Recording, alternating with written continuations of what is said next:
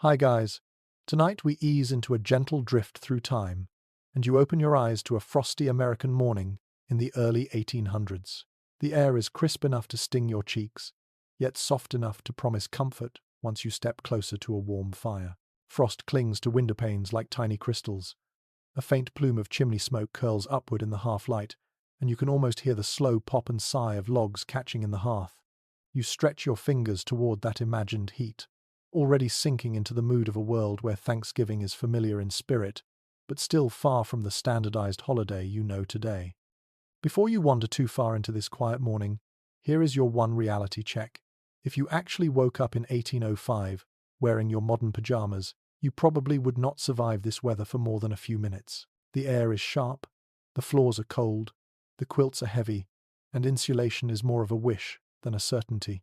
Still, you settle into the cozy fantasy of being here, letting your mind roam through a slower and steadier century. So, before you get comfortable, take a moment to like the video and subscribe, but only if you genuinely enjoy what I do here. And as always, tell me your location and local time in the comments. Now, dim the lights. You step forward into the glow of early American Thanksgiving.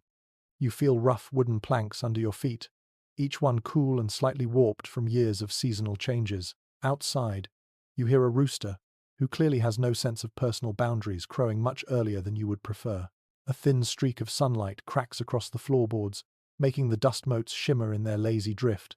The household around you is just beginning to stir, and you can sense that this day carries a special rhythm. People in the 1800s celebrated Thanksgiving differently depending on where they lived and what they valued, and you are about to glimpse the holiday while it still shifts and evolves, not yet locked into a standardized national ritual. A mainstream historical fact settles into your mind as you breathe in the faint scent of cold morning air. Thanksgiving in the early 1800s was not yet an official national holiday. It varied wildly by region, with New England families observing it regularly and people in other states treating it as an occasional custom. This day is shaped more by local tradition than by national decree, and you feel that looseness as you move. You wrap a shawl around your shoulders and step outside. The temperature bites gently, the way a cat might nip you to signal that you are welcome but should behave yourself. Smoke from nearby houses drifts through the still morning, mingling with the earthy scent of damp leaves. A dog trots past your feet, wagging slowly like it is also half asleep. The holiday mood here is subtle, nothing like the loud countdowns you know from modern celebrations. Instead, the day begins with chores. Always chores. Always something to carry, sweep, milk, mend, or haul. You are part of a world where comfort must be chased, not expected. You glance toward the small barn, where a handful of cows push their steamy breath into the cold air. A quirky tidbit emerges. Some households in the early 1800s treated Thanksgiving morning as a perfect time to secretly swap small items with neighbors, using remote corners of shared fields, a kind of unofficial good luck exchange. You imagine someone creeping quietly to leave a carved spoon or a clutch of late apples under a stone marker, hoping the neighbor would find it later with a smile. Behind these gentle details, you also notice that scholars still puzzle over certain parts of the holiday's early character. Historians still argue whether the Thanksgiving of the 1800s leaned more toward solemn religious reflection or toward cheerful, social indulgence. You sense both possibilities in the air, a quiet reverence in the way families prepare their tables, mixed with an eagerness for food, conversation, and warmth. You keep walking along a packed dirt path, the cold earth crunching under your shoes. The color of the sky deepens gradually, from pale blue to something softer and more golden as the sun climbs. Nearby houses stand far apart by modern standards, each one surrounded by fields or small patches of woodland. When you inhale, you can smell smoke, churned earth, and something faintly sweet drifting from a distant kitchen. Your breath leaves a pale cloud in front of you. A man in a thick wool jacket lifts his hand in greeting. He moves slowly, not because he is unfriendly, but because cold mornings require a certain economy of motion. You return the gesture, noticing how many layers he wears. Clothing is precious, handmade, and often repaired again and again until it becomes a patchwork of memories. A horse pulls a cart past you along the road, hooves thudding in a calm, rhythmic pattern. The horse gives you a sidelong glance, as if judging your level of preparedness for this century. You cannot blame it. You are clearly new here. As you make your way back inside the nearest house, the warmth hits your face like a soft wave. A fire crackles steadily, sending a comforting glow across the room. An iron kettle hangs near the flames, rattling faintly as steam builds. Someone has already started making a simple morning meal, maybe corn mush or leftover bread softened with warm milk. You smell the grainy sweetness rising from the pot. In this era, the day's celebration is not yet about parades, football, or mass-produced decorations. Instead, it feels like a carefully orchestrated gathering of sensory comforts. You watch a woman sweep the hearth in slow, practiced motions, stirring up a faint wooden scent from the bristles. She hums a little tune that is half memory, half instinct. Thanksgiving in the 1800s is stitched together from rituals like this, repeated year after year until they feel inevitable. Children whisper somewhere in the next room, their voices carrying a mixture of excitement and mischief. You step closer and hear them debating whether they will get extra molasses today, or whether Uncle Nathan will do his strange whistle trick that always makes the baby laugh. Their joy softens the edges of the cold world outside. You let your hands drift along a rough wooden tabletop. The grain feels warm and familiar, shaped by years of touch. A single candle stands ready for later, its wick slightly crooked as if it has been handled by someone with cold fingers. Near it lies a folded piece of paper with a simple verse, copied in careful handwriting, perhaps something to be read aloud later, as a blessing. You step toward a window and look outside again, where a faint breeze stirs the last stubborn leaves clinging to the trees. The world feels old, calm, and strangely alive in its quietness. The morning invites you to take things slowly. The day has only begun, yet you already sense that Thanksgiving in this century is less about big statements and more about layered moments. The soft thud of chopped wood, the scent of rising dough, the murmur of family voices, and the unhurried pulse of a world that has its own ways of marking gratitude. You breathe in, letting the smoky warmth of the room settle into your chest. The day stretches ahead of you, full of sounds, scents, small labors, and shared comforts that you will follow step by step, never rushed, always drifting. You ease deeper into the household, letting the warmth of the hearth settle into your shoulders. Morning light grows softer and steadier, brushing across the modest room with a pale golden tint. You can hear quiet activity unfolding around you, the kind of gentle bustle that transforms an ordinary morning into something charged with anticipation. Thanksgiving in the early 1800s begins not with dramatic fanfare, but with a long, steady sequence of tasks that centers the home. You feel yourself drifting through these motions, absorbing every texture and scent. The first thing you notice is the smell of wood smoke, thick and comforting. It hangs in the air like a familiar blanket, weaving through every corner of the house. A fire sits proudly in the hearth, sending small sparks into the dim room, while a cast-iron crane supports kettles that sway slightly as the boiling water trembles inside them. You can feel the heat radiating toward you, warming your cheeks as you stand close. The hearth is the center of this world, the place where meals begin, tools dry, stories land, and everyone tries to thaw their fingers at least a few dozen times each day. A woman moves quietly nearby, rearranging logs with an iron poker. Each log settles with a muffled clunk, sending out a burst of scent that smells like oak and last summer. She wipes her hands on her apron and gives you a nod, neither rushed nor surprised. In her world, you are simply another pair of hands drifting through the morning, someone who understands the slow gravity of domestic work. A mainstream historical fact drifts into your thoughts. In most early American households, the hearth served as the stove, the heater, and sometimes even the light source, long before cooking ranges became common. Thanksgiving preparations depended on that open fire, which demanded constant feeding and careful control. Anyone tending it needed a sense for heat, the way musicians need an ear for pitch. You watch as she lifts a heavy pot with a practiced grip. The iron feels cold at first, then scalding near the bottom where steam curls up in long ribbons. She pours hot water into a basin for washing vegetables later. A faint hiss rises as the hot liquid touches cooler metal and the cloud of steam hits your face. It smells faintly of minerals and hearthstone. In the corner of the room, a man checks on a bucket of apples. Some are slightly bruised, others glossy and bright. He turns each one carefully, selecting the best for cooking and the slightly damaged ones for immediate snacking or cider pressing. While he works, he hums a little tune that blends into the wooden textures around him. You feel the slow, meditative rhythm of a home that takes pride in preparation. your attention shifts to the walls lined with shelves. The jars of dried herbs, strings of onions, and folded cloths speak of a life where nothing goes to waste. The pantry holds cornmeal, dried beans, and salted meats, each ingredient waiting its turn for the celebration ahead. You run your fingertips along a wooden bowl filled with flour, noticing how cold and powdery it feels. The flour clings to your skin in ghostly prints, soft as fine snow. Near the window, an older woman kneels over a crate of root vegetables.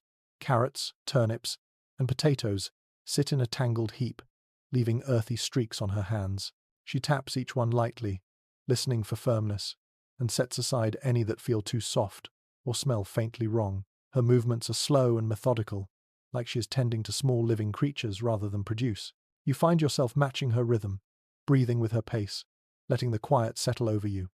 A quirky tidbit surfaces like a forgotten note tucked in an apron pocket. In some regions during the 1800s, people set aside the best-looking root vegetables to carve whimsical shapes in the days leading up to Thanksgiving. These vegetable figures were sometimes used to amuse children or decorate the kitchen mantel before being cooked later. You imagine a turnip with a crooked smile perched above the fire, watching over the morning chores. You step closer to the hearth again, feeling an intimate tug from the glow. A black pot, suspended by a hook, rocks gently from the simmering inside. The woman tending it explains softly that she is warming broth saved from a previous meal. The scent rises in thin waves of salt, herbs, and memories. Every household treasures stock like this, and you sense how these simple ingredients anchor the entire feast to come. Children scamper into the room, their feet pattering across the wooden floor with a rhythm full of excitement and clumsy energy. One clutches a wooden toy horse, its edges smooth from years of handling. Another carries a small bundle of dried corn husks, eager to help peel them for the celebratory dishes. Their breaths are visible in short, pale puffs, and they chatter with the kind of delight that only arises when a day feels special. As you watch the room buzz, another question rises in your mind. What exactly defines Thanksgiving at this point in history? Scholars still puzzle over this, and some historians still argue whether early 1800s families leaned more into religious observances or social pleasures during the holiday. You sense both influences here. A Bible rests on the table, bookmarked for a reading later, but the laughter, the food preparations, and the comfortable chatter speak just as loudly. You step over to the table covered in wooden utensils. Knives gleam faintly in the dim light, their blades sharpened by hand. A set of pewter plates waits patiently, cool to the touch. Beside them lies a braided trivet, woven from corn husks, ready to protect the wood from a hot kettle later. The texture of the husks feels smooth and slightly waxy under your fingers. Someone stirs a bowl of dough with a wooden spoon, working slowly until the mixture grows thick and heavy. You hear the dull thuds of the spoon against the bowl, each one a reminder of how much effort goes into even the smallest parts of a feast.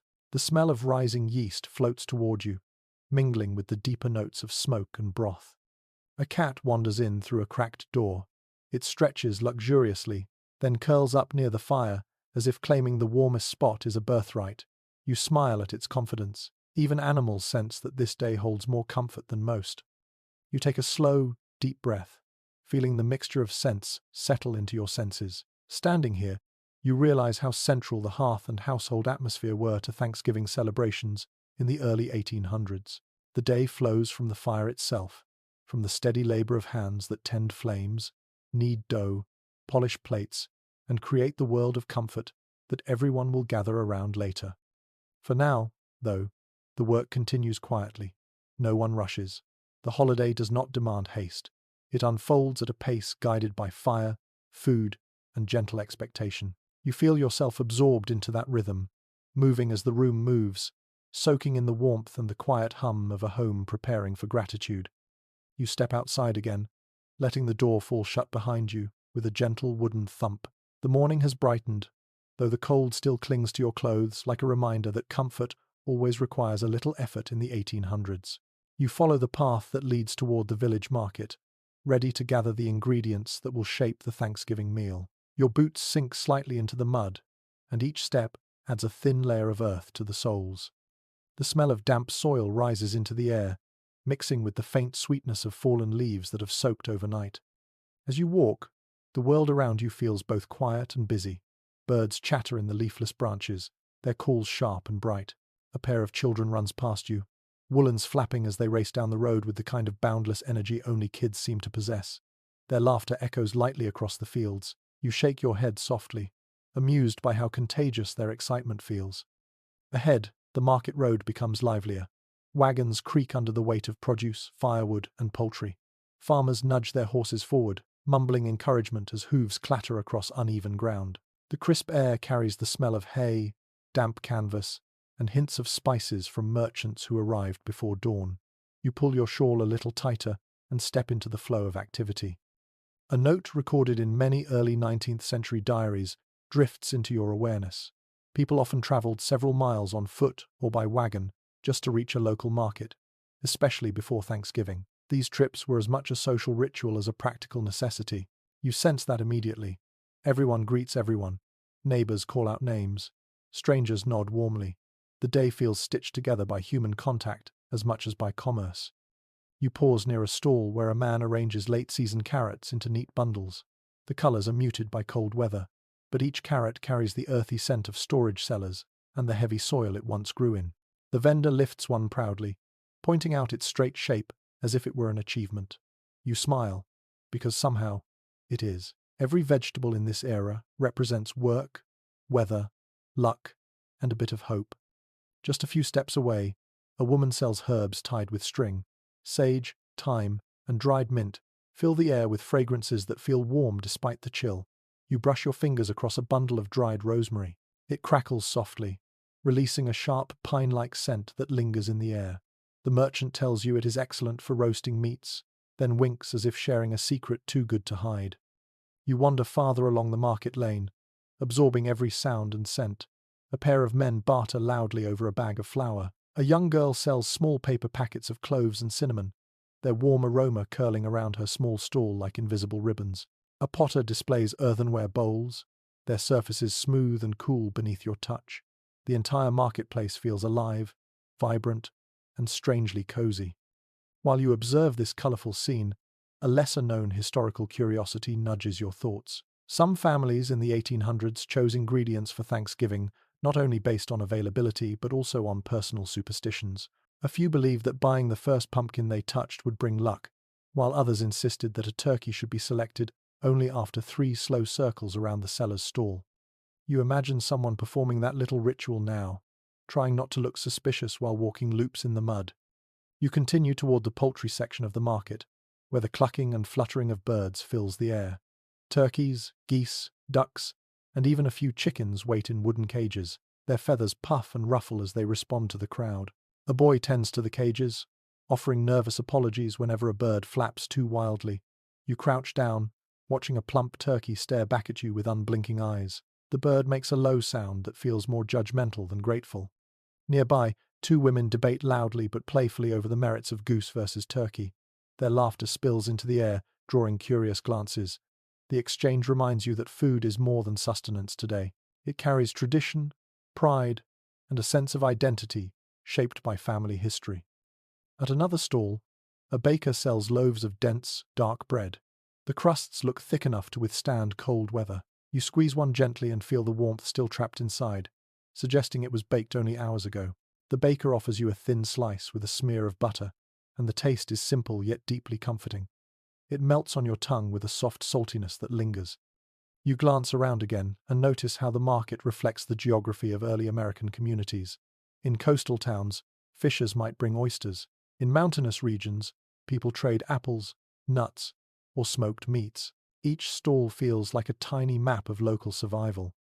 A question begins to rise in your mind, one shared among researchers who study this period. Some specialists still disagree on how much regional differences shaped the character of Thanksgiving during the early 19th century.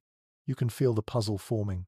Was the holiday truly unified in spirit, or was it a patchwork of local customs that only later merged into something national? The uncertainty hangs gently, like a shrug from the past. You purchase a small bundle of sage and a modest piece of cured pork, then continue walking. The market gradually thins as you move into a quieter lane, lined with cottages. Smoke curls from chimneys, and you hear the clatter of someone chopping wood in the distance. The cold air sharpens your senses. Every smell, every sound seems to carry extra weight. You pass a stream that runs along the road, its surface rippling with pale reflections of the sky. A man kneels by the water, rinsing a basket of apples. The icy water sprays lightly as he lifts them out, and he shakes off the droplets with a practiced motion. He nods a greeting, and you nod back before continuing your pace. As you near a small wooden bridge, the breeze picks up, carrying the scent of pine resin and cold metal from wagon wheel rims. You rest your hand on the bridge railing. The wood feels worn, smooth where countless hands have touched it. You look down at the water moving below, carrying fallen leaves like tiny boats. A cluster of women approach from the other side, balancing baskets filled with cloth bundles. You hear snippets of their conversation. They mention the cold snap, the price of molasses, and the hope that this year's Thanksgiving meal will outshine last year's. Their voices mix with the crunch of gravel under their shoes, creating a rhythm that feels timeless. You turn back toward home with your modest purchases wrapped carefully in cloth. The road feels different now. The marketplace scents cling to you. The excitement of preparation hums in your chest. Your fingers feel colder, but your spirit feels warmer. As you walk, you appreciate how every journey to the market is part of the holiday itself. The effort, the choices, the conversations, and the shared anticipation all build the emotional foundation of Thanksgiving in the 1800s. The day is not a single feast but a chain of moments. The muddy boots, the laughter, the bartering, the smell of fresh bread, the weight of a basket filled with possibility. You step through the doorway and return to the hearth glow waiting inside. And without needing to say a word, you know the next stage of preparation is ready to begin. You slip back into the kitchen, letting the warmth wrap around you like a familiar embrace. The air feels thicker now, full of rising scents and soft clattering sounds. It is still early, yet the room hums with steady purpose.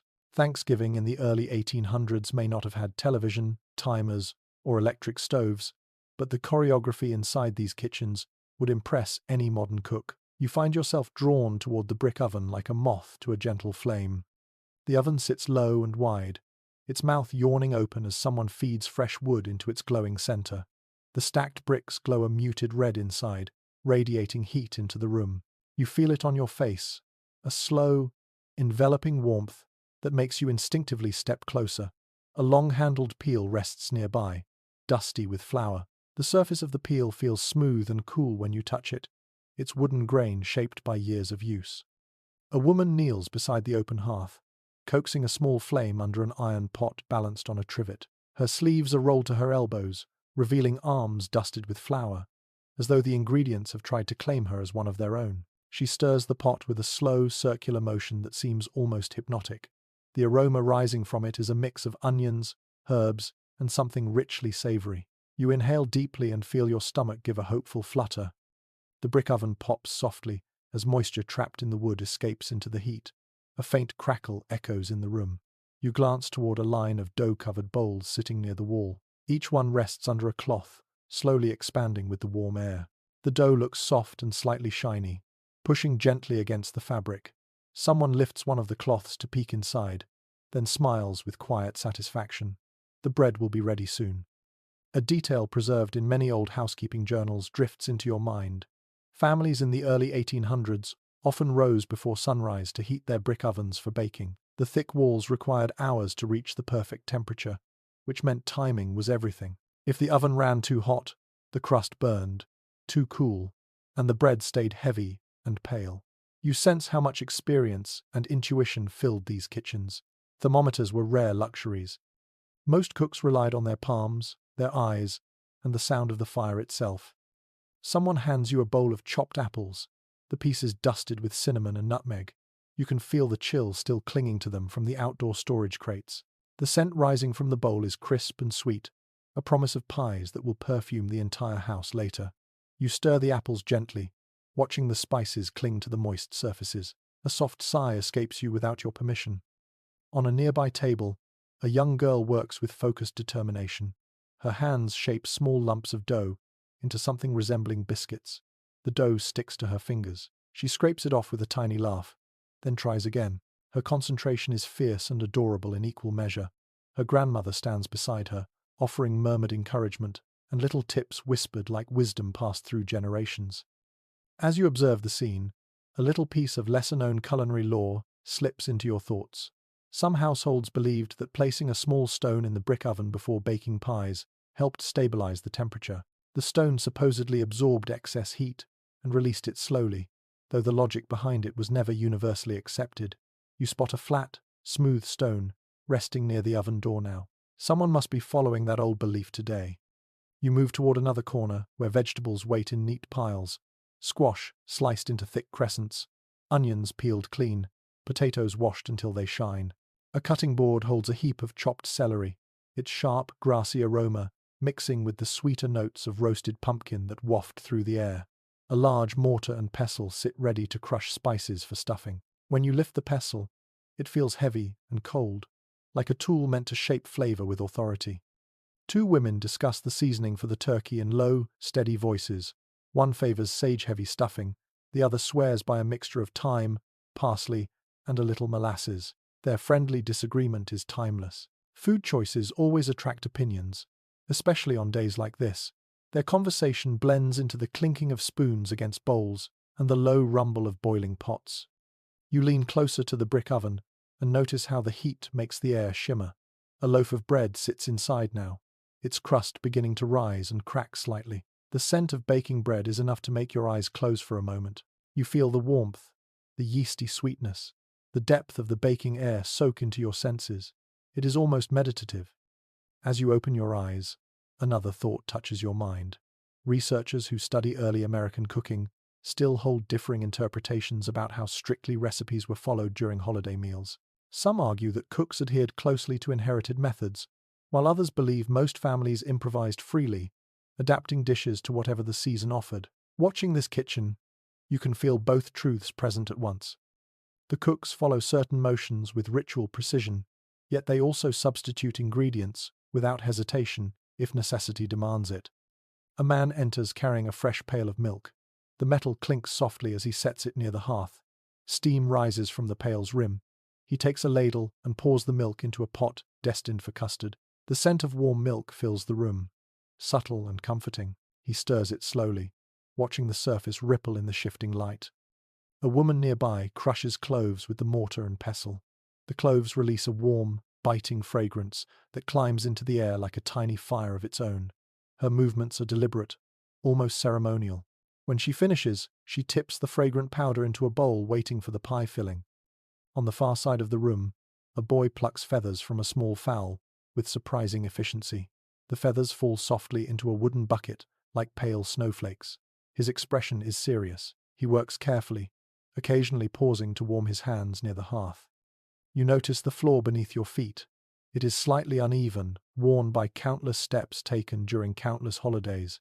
Each board seems to hold memories of celebrations past. You shuffle your feet lightly and feel a faint vibration from someone chopping herbs nearby. Steam rises from every direction. Pots murmur on the fire, kettles hiss, dough rises, spices crack open, and laughter threads through it all. The kitchen feels like a living creature, pulsing with warmth, rhythm, and anticipation. You find yourself sinking into its calm frenzy, letting your senses ride the flow of preparation. Someone hands you a small spoonful of warm broth to taste. The flavor is deep and layered, a careful blend of herbs, meat drippings, and thyme. It lingers on your tongue long after you swallow, leaving a cozy warmth in your chest.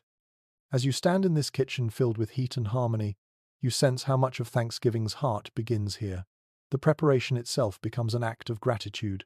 The chopping, the stirring, the tending of fire, the small disagreements over seasoning, the shared laughter, the quiet pride in each dish. These moments build the emotional foundation long before the feast reaches the table. You watch the bread rise. You hear the fire crackle. You breathe the cinnamon-rich air. You feel the day taking its shape through every careful motion. And as the kitchen continues its warm, deliberate dance, you know the feast is blooming from this very room. You step away from the brick oven's glow and move toward a smaller side room where the main event of the holiday quietly waits. The centerpiece of Thanksgiving in the 19th century is not yet fixed in the national imagination, so when you turn the corner, you are never entirely sure what you will find. Sometimes it is a turkey, sometimes a goose, sometimes something that makes you pause for a second and ask if you have stepped into an alternate culinary universe. Whatever appears, you feel the weight of tradition settling around you as gently as the cold air that follows from the doorway. The room is cooler than the kitchen. A small window lets in soft daylight, enough to paint pale stripes across the wooden table. On the table lies a plump turkey, its feathers already removed, its pale skin waiting for the final stages of preparation. Next to it sits a goose, sleeker and darker, like a rival candidate interviewing for the same job. A pair of hens rest nearby, smaller, but no less important. It becomes clear that the family has options, and options in this century speak volumes. A note often mentioned in regional food accounts drifts across your thoughts. Many households during this era treated turkey as a desirable but not absolutely required dish for Thanksgiving. Its availability depended on hunting success, local wildlife, and sheer luck. As you stand here, you sense that same mixture of practicality and hope shaping the meal. The man of the household enters with confident stride, wiping his hands on a cloth. He lifts the turkey, testing its weight with a practiced grip. The bird looks hefty enough to feed a large table, perhaps even provide leftovers for pies and stews over the next week. He nods to himself, as if approving a well-timed seasonal gift. Beside him, a woman inspects the goose. Her brow furrows in thoughtful concentration. Geese roast beautifully with crisp, flavorful skin, but their fat content demands more careful tending. She pricks the skin gently with a small knife to check the firmness. The blade gleams faintly in the slanted light. You watch her hands move with steady precision. On a nearby shelf lies a hunting bag, still carrying a faint woodland scent. As you step closer, a vague memory shared in many oral histories surfaces in your mind. Some families relied heavily on wild game during the cold season, and Thanksgiving occasionally featured animals like venison, rabbit, or even pigeon pies. You picture a rustic holiday feast, built around whatever the forest offered, shaped as much by chance encounters in the woods as by recipes passed down the generations. A girl enters, carrying a bowl of herbs and vegetables. She sets it beside the turkey and begins stripping leaves from the stems of late-season sage. The leaves release a soft evergreen scent when crushed between her fingers. You can almost imagine the aroma, as it will mingle with roasting meat later today, filling the house and drifting out onto the cold evening air. The discussion regarding which bird will become the centerpiece grows livelier. The man prefers the turkey, proud of its size and presence. The woman leans toward the goose, charmed by its rich flavor. Their conversation flows with warmth rather than tension, as though the decision itself is part of the holiday ritual. You sense that this choice defines not only the taste of the meal but also a little piece of family identity. While listening, a small and rather amusing piece of food lore slips into your thoughts.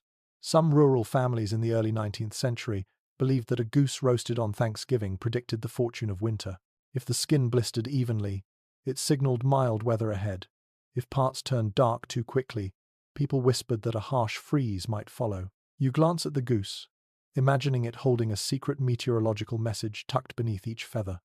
As the adults continue debating, another thought stirs quietly at the back of your mind. Those who study culinary traditions still express different interpretations about how early American families selected the holiday bird. A few researchers emphasize economic reasons, suggesting people simply cooked whatever animal they could afford or catch. Others argue that cultural preference shaped the decision, with certain families clinging to goose because it echoed European customs. The uncertainty hangs softly in the room, like a question without urgency. The woman eventually sets her hands on her hips, giving the turkey one final appraising look. The man raises an eyebrow. Then, without any dramatic announcement, they reach a quiet agreement. The turkey will take center stage. The goose, however, will not be forgotten. It will be roasted too, destined for the next day or perhaps even for neighbors who could use a hearty dish. Nothing in this time is wasted or dismissed lightly. The young girl works quickly now. She tosses chopped onions, celery, and herbs into a wooden bowl, mixing them with breadcrumbs that were dried on the hearth overnight. The bowl smells bright and savory, a blend of familiar notes that prickle your senses. When she squeezes a handful, it clumps softly, ready to be packed into the waiting bird. She glances up and smiles shyly as you watch, proud of her role in this important step. A man at the far counter sharpens a knife with slow, practiced motions. Each pass across the whetstone creates a soft whispering sound that blends with the murmured conversation. The blade soon gleams with a cold shine. He tests its edge with a gentle tap of his thumb, then nods with quiet approval. Someone else holds the turkey steady. They begin cleaning the cavity, rinsing it with fresh water and patting it dry with cloths. The skin feels slightly cool and smooth beneath your fingertips when they invite you to help. It is a moment that ties you more deeply to the rhythm of the day. These hands have prepared countless birds before, and their confidence guides you. Once the interior is clean, the girl passes forward the bowl of stuffing. The mixture smells warm even before cooking. Sage and onion rise first, followed by soft hints of melted butter. The woman spoons the mixture inside the turkey, packing it carefully but not too tightly. Too much pressure, and the bird cooks unevenly. Her movements flow with the ease of someone who learned the skill from a mother who learned from her mother before her. When the stuffing is finished, the man rubs the exterior with salt and a scattering of dried herbs. His palms glide across the surface, coating the skin in a thin layer that will crisp to golden perfection later. A faint sheen forms on the turkey under the kitchen light. The goose receives its own seasoning. The cook pricks tiny holes in the skin so the excess fat will melt and baste the meat as it cooks. She sprinkles a bit of pepper and a soft drizzle of molasses, explaining with a small grin that it helps the skin brown evenly. You can almost taste the promise in her voice. Nearby, a pot of broth simmers gently. The cook dips a ladle in and pours a thin stream over the turkey. It hisses faintly as the liquid touches the cool skin. Aromatic steam puffs upward, curling into the air like a blessing. You feel the room settling into a deep sense of focus. The choice has been made. The food is prepared. Soon the brick oven will embrace the turkey and the goose, transforming them slowly into the centerpiece of a feast, shaped by tradition, family memory, and many hands working together. As the final herbs are added and the birds are carried toward the glowing oven, you sense how this moment binds everyone in the house. Thanksgiving has not yet reached the shape you know in the modern world, but its heart beats strongly here, in the act of choosing the meal, preparing it with care, and sharing the quiet pride that comes before cooking begins. You breathe the herb-rich air, feel the warmth of the hearth at your back, and watch the turkey slide into the brick oven with a soft crackle of anticipation. The day continues to unfold, and you move with it, carried forward by the gentle rhythm of a world preparing to gather around a shared table. You drift back into the kitchen just as the warm fragrance of baking bread begins to weave through the air in thicker, sweeter ribbons. The turkey rests inside the brick oven, crackling softly as heat begins its slow work, yet your attention is pulled toward a different table now. Here lies the true artistry of many households in the 1800s. The pies. Not just a dessert, but a kind of edible storytelling. Each region, each family, and sometimes each individual baker leaves a signature in the crusts and fillings. You step closer, drawn in by the scent of apples, spices, and something faintly toasted. The table is cluttered in a comforting way. Bowls of chopped apples glisten with early morning freshness. A crock of pumpkin puree sits in muted shades of orange. A small dish holds dark, sticky molasses ready to be drizzled. Jars of dried spices wait patiently, their corks slightly stained from years of use. And at the center of it all rests a wooden rolling pin, polished smooth by the hands of at least 3 generations. A well-documented observation from New England cookbooks flickers through your thoughts. Apple pies were often considered essential at Thanksgiving, so common that a table without one might seem incomplete. The idea makes sense as you watch a woman fold sugar into the apples, her movements so practiced that she never measures, yet always seems to know exactly how much sweetness the day requires. She presses the rolling pin into a ball of dough. The dough squishes softly, its surface turning silky as she rolls it thinner and thinner. You notice faint streaks of cold butter embedded inside. Those streaks will turn into delicate flakes when baked, the kind of detail that transforms an ordinary pie into a memory that lingers. As she continues working, a faintly amusing bit of lesser-known kitchen folklore floats into your mind. Some families believed that singing while rolling pie crust helped keep the dough tender, as though music softened not just hearts but gluten. You glance at the woman. She is humming gently, a drifting melody that blends with the crackle of the oven. Perhaps there is some old wisdom in the idea after all. A young boy watches her intently, elbows on the table, chin resting on his hands. He has been assigned the very important task of sprinkling spices when the time comes. His small fingers tap the edge of the bowl eagerly as he waits. When someone asks what he wants in the pie this year, he proudly lists cinnamon, nutmeg, and what he calls a pinch of patience. The adults laugh, not at him, but with him, because the phrase fits perfectly. Pumpkin, apple, cranberry, mince, custard, and sometimes something more unusual depending on the region all appear on this table. Each represents a different corner of American life in the 19th century. Coastal families might make pies with dried berries soaked overnight. Farm families lean toward hearty squash pies flavored with molasses. Urban households experiment with spices that travel in by ship. You feel as though you are watching a map take shape, each pie a point of origin. As ingredients shift across the table, an ongoing discussion among food historians echoes faintly in your mind. Some experts hold that mince pies were central to Thanksgiving in earlier decades, while others argue that pumpkin pies gradually pushed them aside as the preferred symbol of the feast. The debate remains unresolved, resting comfortably in the hazy space between memory and tradition. You sense the uncertainty, but also find that it adds charm rather than confusion. The older woman gestures for you to help with the pumpkin mixture. She hands you a wooden spoon coated in a creamy orange swirl. The mixture feels thick but smooth, speckled with spices that release waves of warmth into the air. You stir gently, watching the surface ripple like velvet. The aroma makes the back of your throat tingle, a promise of sweetness mixed with earthy undertones. Nearby, someone ladles cranberry filling into a dish. The berries pop softly as they burst, releasing a tart scent that cuts through the richness of the room like a bright thread of color. The mixture soon glows a deep ruby red, and you find yourself mesmerized by its jewel-like sheen. The crusts continue to form beneath busy hands. Some are simple, pressed into tin plates with careful fingers. Others become lattices, woven like delicate fences that allow steam to escape during baking. A few are adorned with tiny pastry leaves or braided edges. You run a fingertip along one of the decorative borders. The dough is cool, slightly elastic, and dusted with enough flour to leave a pale print on your skin. Someone asks the boy to sprinkle cinnamon over the apple filling.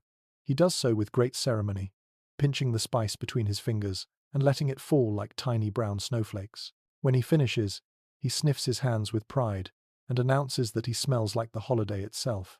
The adults smile again, and you can feel the warmth of that small joy ripple through the room. A woman brushes beaten egg over a crust, giving it a glossy sheen that will turn golden in the heat of the oven. She works quickly, swiping the brush lightly across the dough. The crust seems to glow even before baking. On a different table rests a pie tin filled with a mixture of raisins, chopped apples, suet, and spices. This is mince pie, dense and fragrant. You inhale its warm, spiced scent and feel a wave of nostalgia for a food you may never have actually tasted. Its aroma is that evocative. You help carry the first finished pie toward the brick oven. The glow inside seems to welcome the dish, warming your hands as you reach forward. When the pie slides onto the oven floor, a brief puff of heat rushes up, carrying with it the combined scents of turkey, bread, and rising pastry. You feel a quiet thrill inside your chest. Another pie follows, then another. Soon the oven holds several dishes, each at different stages of the same delicious transformation. The air thickens with sweetness, spice, and anticipation. Back at the table, a young girl rolls the last scraps of dough into a small personal tart for herself. She tucks a single slice of apple in the center and folds the dough around it. Her smile is shy but bright. Her grandmother pats her shoulder, whispering something that makes the child glow with pride. You return to your earlier spot near the hearth. The kitchen now feels like a symphony building toward a warm crescendo. Steam swirls from pots, crusts glisten, spices drift. Every breath you take carries a new layer of aroma. It becomes clear that pies are far more than dessert in this century. They are markers of place, memory, and lineage. They remind people where they came from, who taught them to bake, and how the flavors of the land shape their families' stories. Watching these pies take shape, you feel you are witnessing history, not through grand events, but through the quiet, tender acts that sustain everyday life. As the last pie is set aside to cool, you sense the entire room taking a slow, satisfied breath. The kitchen hums with accomplishment. The holiday is growing richer by the hour. You inhale deeply, tasting cinnamon and roasted squash on the air. The pies cool on the windowsill, their surfaces gleaming softly in the fading light. The moment rests gently in your senses, warm and full, guiding you toward whatever the day will reveal next. You move from the kitchen toward the large main room of the house, following the gentle hum of voices and the soft scrape of furniture being shifted across the floor. The warmth of the hearth follows you, but the room ahead has its own character, shaped by the anticipation of a feast that will gather everyone under one roof. When you step inside, You see the table already stretching farther than it usually does, extended by sturdy wooden boards laid across barrels and spare stands. It looks slightly uneven, yet full of charm, like a stage built for memories rather than perfection. Sunlight from a narrow window spills across the planks, revealing their scratches and history. Each mark tells a quiet story. Someone once carved initials into the corner. Another mark shows where a candle dripped years ago, leaving a hardened trail now smoothed by time. You run your hand along the wood and feel its cool, slightly textured surface. The grain catches your fingertips, as if reminding you that this table has seen many seasons. A detail frequently mentioned in household accounts rises gently into your thoughts. Many families in the early 1800s did not own a single large dining table. Instead, they improvised by adding boards or joining smaller tables together whenever gatherings took place. You see that creativity here. A long cloth is draped across the boards to hide the mismatched alignment. It softens the look, turning a practical solution into something almost festive. Around the room, chairs sit in varying states of readiness. Some are tall and straight-backed, polished by years of careful hands. Others are simple stools with uneven legs. A low bench near the wall waits for children or any guest who does not mind squeezing in. You smile at the mismatched furniture, sensing how it reflects a world where comfort grows from presence, not symmetry. A woman approaches carrying a stack of plates made from pewter and earthenware. Their colors vary from dull gray to warm brown. She places them on the table one by one, adjusting each so the arrangement looks as intentional as the humble tools allow. A few plates wobble slightly, and she presses them down with gentle care. Nearby, a man unfurls a length of fabric intended to serve as a runner. It is woven in soft reds and faded ochres, showing signs of repeated use. He lays it across the center of the table, smoothing out wrinkles with the heel of his hand. The fabric holds the faint scent of lavender from storage chests, a quiet echo of summer fields even in the chill of late autumn. You hear a soft clatter from the next room. A young boy enters, carrying a handful of forks and knives. Their metal surfaces bear tiny scratches, and each handle feels just a little different. He sets them down tentatively, unsure how to place them. His mother crouches beside him, guiding his hands until the arrangement looks pleasing. The boy beams with pride, feeling he has contributed something important. A moment from the lore of early American households surfaces quietly in your mind. Some families set aside a special chair for an unexpected guest, whether or not anyone ever arrived. It symbolized welcome, generosity, and the belief that companionship could appear at any time. You notice an empty chair at the far end of the room, placed slightly apart but still included. Its presence feels intentional. As you move around the table, you glance at the older man hanging a small garland made from dried flowers and wheat. It is simple yet beautiful, a reminder of the harvest that shaped the year. He hangs it from a wooden peg on the wall, stepping back to admire the result. The faint scent of dried petals drifts into the air. While watching this quiet decorating ritual, a question shared among researchers settles into your thoughts. Some specialists continue to discuss how different social classes shaped their Thanksgiving spaces. Did wealthier families aim for refinement while rural homes prioritized abundance and practicality? Or did traditions overlap more than records suggest? The uncertainty lingers softly, like the scent of wheat in the garland. Children drift into the room, tugging chairs into place with clumsy determination. Two girls carry a basket of cloth napkins folded in rough but earnest triangles. One places them neatly beside each plate while the other pauses to refold hers again and again until it looks just right. You feel a warmth in your chest watching them work with such proud concentration. The afternoon light shifts, casting longer shadows on the floor. Someone lights a pair of small candles to test how they will look once evening comes. Their flames flicker, sending a soft glow across the tablecloth. The wax melts slowly, forming tiny rivulets that hint at the peaceful hours still ahead. In a quiet corner, a wooden pitcher filled with fresh water awaits its place on the table. The surface of the water reflects the room like a tiny mirror. When you lift the pitcher slightly, the wood feels cool and solid in your hands. It creaks faintly, as though reacting to the warmth of your palms. A woman enters with a cloth-covered basket. She pulls back the fabric to reveal warm bread cooling inside. The steam rises in gentle tendrils, carrying the unmistakable scent of hearth-baked comfort. She sets the basket near the head of the table, knowing it will be one of the first things everyone reaches for. You step aside to let others pass. Chairs scrape, boards settle, and the room fills with low conversation. The work is quiet but purposeful. Each person who enters contributes something, whether a dish, a gesture, or a smile. For a moment, everything grows still. You look at the unfinished table and imagine how it will appear in just a short while. Candles glowing, steam rising from dishes, conversations weaving like threads of warmth. The mismatched furniture will become a single communal embrace. The long cloth will hide every improvised board.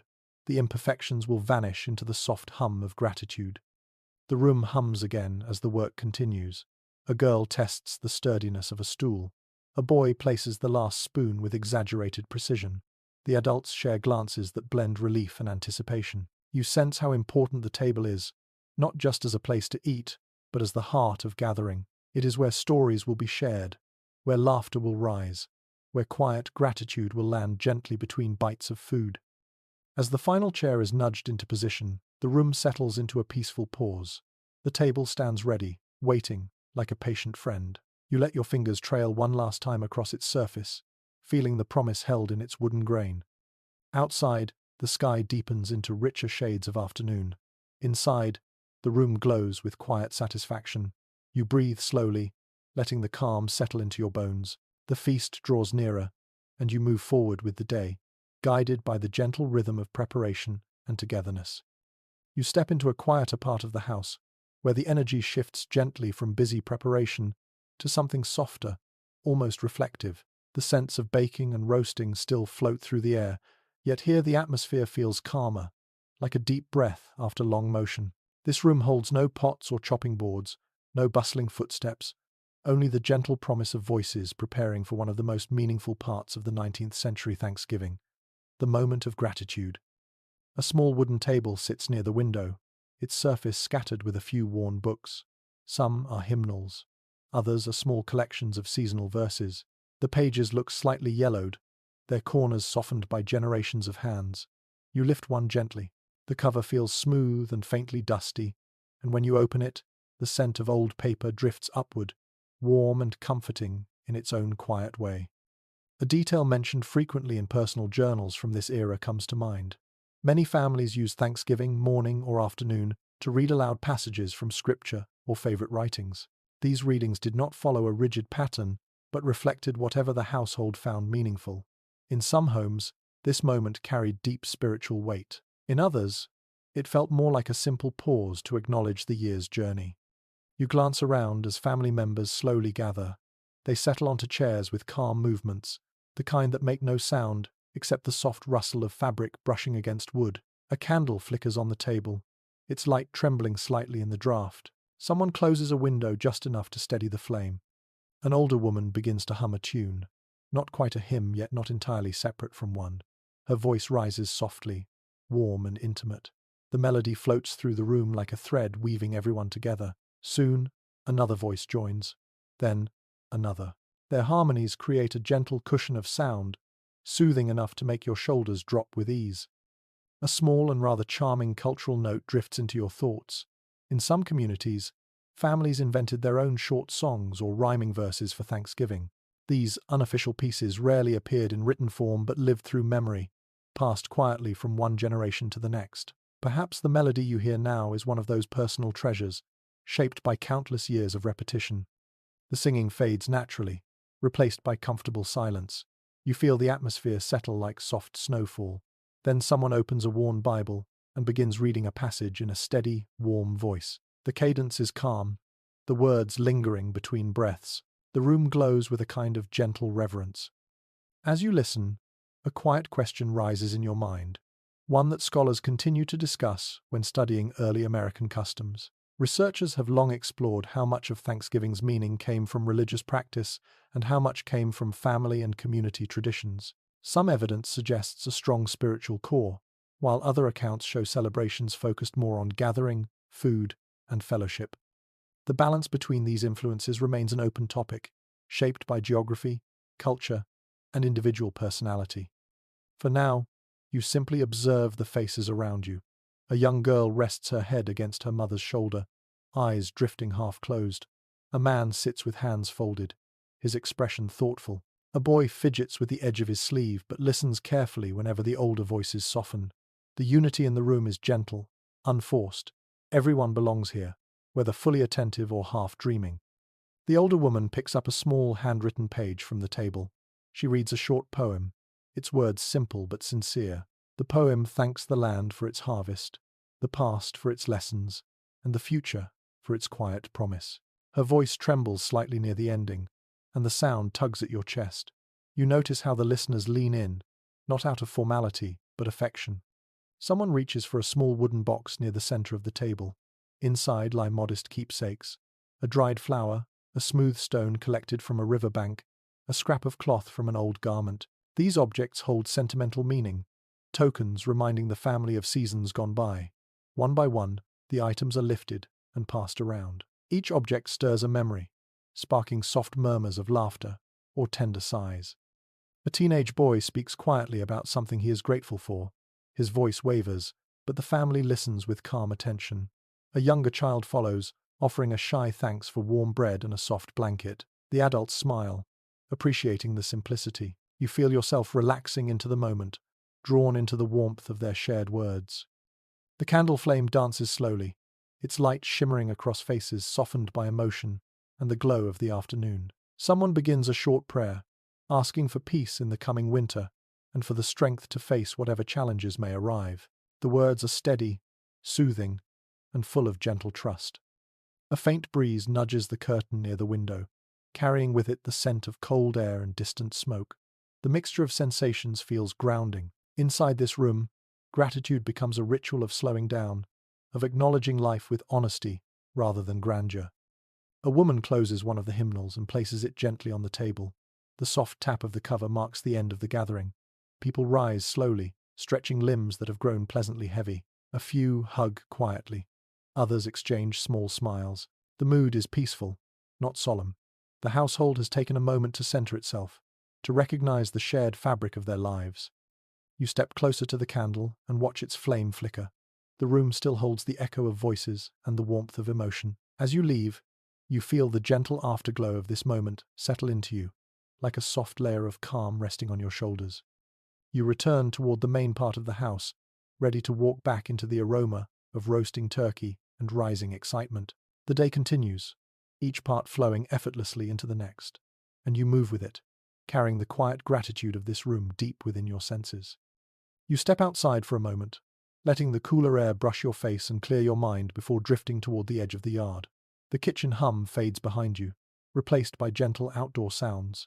Leaves crunch faintly under your shoes, and a pale ribbon of chimney smoke curls upward from neighboring houses.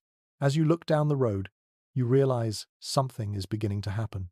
People are moving about with baskets in hand, wrapped in shawls and coats, heading toward one another with a kind of quiet excitement that only grows during late afternoon on Thanksgiving Day. You follow the path toward the nearest homestead, your steps slowing as you notice the way neighbors begin exchanging small bundles. A woman holds a cloth-covered loaf, still warm from her hearth. Another carries a jar of pickled beets, the deep red liquid glowing like a jewel when the sun catches it. They greet each other with smiles that rise gently, the kind of smiles that bloom more from familiarity than surprise. A custom frequently mentioned in older diaries surfaces in your thoughts. In many communities, Thanksgiving served as an ideal moment to bring gifts of food to neighbors. These gifts were not extravagant. They were symbolic gestures of connection, quiet acknowledgments that life in rural America thrived only through mutual care. As you watch one woman slip a small bundle of dried herbs into another's basket, you feel that sense of connection settling around you like a shawl. You continue toward another home where a young couple stands near their door, arranging apples into 2 baskets. The apples vary in color, some greenish gold, others streaked with red. They polish each one with a soft cloth, making the skins shine. When an older man approaches, they hand him the smaller basket without ceremony. He nods in gratitude, gives a gentle pat to the side of the house as if greeting an old friend, and continues down the path. As you observe, a curious regional quirk comes to mind. Some families believed that a neighbor who arrived with a gift of apples would bring good fortune for winter. Others insisted that the exchange of bread on Thanksgiving ensured peaceful relations for the coming year. Whether or not anyone truly believed these ideas, the habits persisted, creating gentle rituals in communities where every season demanded cooperation. Children race around the yard ahead of you, their boots thudding softly against the hardening ground. One girl carries a basket of small turnips, holding it against her chest as if the turnips might attempt escape. Another child clutches a knitted doll with one hand, while offering a piece of cornbread with the other. Their laughter lifts into the cold air, bright and unself-conscious. You approach a small wooden gate that leads into another yard. Here, an elderly woman sits near her doorway, humming as she ties a strip of cloth around a jar of preserved peaches. The jar looks like sunlight captured inside glass. She notices you, smiles warmly, and gestures for you to take a seat beside her. The bench beneath you feels cool and slightly rough, its surface worn from years of use. She hands you a small slice of dried apple, its texture chewy and sweet. As she works, you observe the way her hands move. Every gesture is gentle yet precise, shaped by decades of practice. She tells a story about the peaches in the jar, how they were gathered with her granddaughter on one of the last warm days before autumn settled in. The memory carries a soft glow, like an ember she keeps safely cupped in her palm. While sitting there, another question reaches your thoughts, one that historians have examined with curiosity. Researchers often discuss how deeply Thanksgiving strengthened social ties in rural communities. Some argue that the holiday acted almost like a miniature community festival, full of neighborly exchanges and shared labor. Others suggest the gatherings were more sporadic, shaped by individual preference rather than collective tradition. The truth seems to rest somewhere between, shifting from region to region, household to household. A young man arrives at the woman's door. He carries a bundle wrapped tightly in cloth. When he reveals the contents, you see a pile of freshly baked biscuits, each round and golden. He offers them with a shy grin, and the woman laughs softly, delighted. She trades him a jar of the peaches, pressing his hands around it insistently, as though she wants to ensure he truly accepts it. As you move along the lane again, you encounter a pair of boys carrying a wooden crate filled with small, colorful gourds. Each gourd is knobby, striped, or curved in strange shapes. The boys announce that they are distributing them to households for good luck. One boy insists that the yellow gourds are luckiest. The other claims the green ones bring better harvests. They do not agree, but both hand you a gourd with cheerful confidence. You tuck it under your arm, amused by the enthusiasm poured into such a simple object. The gourd feels cool and slightly bumpy in your hand, its surface firm and smooth in some places, rough in others. You tilt it gently and notice faint specks of soil still clinging to tiny creases. The sky deepens a little as the afternoon stretches toward evening. The air cools further, brushing your cheeks with a fresh sharpness. You hear someone calling softly from a porch, inviting neighbors to step inside for a moment of warmth. People wander in and out of houses, carrying baskets, jars, cloth-wrapped loaves. Doorways glow like warm pockets in the chill. Across the road, a woman hands a neighbor a small woven trinket shaped like a bird. It is made from straw and dried grass twisted together. She explains that she crafted it during spare moments over the past week. The neighbor admires it, turning it carefully between her fingers. Its texture is faintly scratchy, but beautiful in its simplicity. You wonder whether it will be hung by a hearth or tucked inside a drawer to become a keepsake for years to come. A soft murmur of conversation follows you as you continue walking. People talk about the weather, the harvest, and light-hearted gossip about who oversalted their biscuits last year. Their voices mingle with the rustling of dry leaves and the distant bark of a dog who seems unclear whether it wants to join the festivities or guard the property. You arrive at a small crossroads where several families stand together. They have placed a large basket in the center, filled with small gifts. People add items one at a time. A few apples, a folded cloth, a piece of soap carved into a simple shape. The basket will later be delivered to a family who struggled during the harvest season. The gesture is humble, but it radiates quiet generosity. Your fingers brush against the rim of the communal basket, and the texture feels sturdy yet softened from repeated use. The woven fibers are slightly frayed but strong, holding together years of goodwill. The sun begins to dip toward the horizon, painting warm amber and rose-colored streaks across the sky. The light reflects off windows and settles in soft glows along fences and rooftops. People begin walking home, their baskets lighter, their conversations richer. A boy runs past you with a half-eaten cookie in his hand, leaving crumbs that scatter like tiny blessings across the path. His mother calls after him, her voice warm but tired. As you head back toward the main house, the sense of community lingers around you. Every exchange you witnessed carries its own quiet beauty.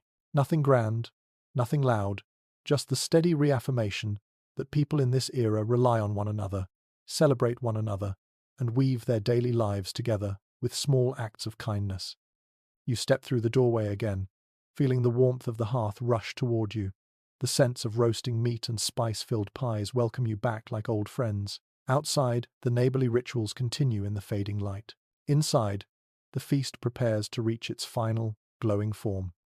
You close the door gently behind you, carrying the echo of shared generosity into the next chapter of this unfolding day. You return to the warmth of the house for only a moment before someone nudges you toward the door again. This time, they gesture not toward the quiet lane of neighborly gifts, but toward the road leading into town. The suggestion feels gentle, almost conspiratorial, as if they know you have only seen half the world of Thanksgiving so far.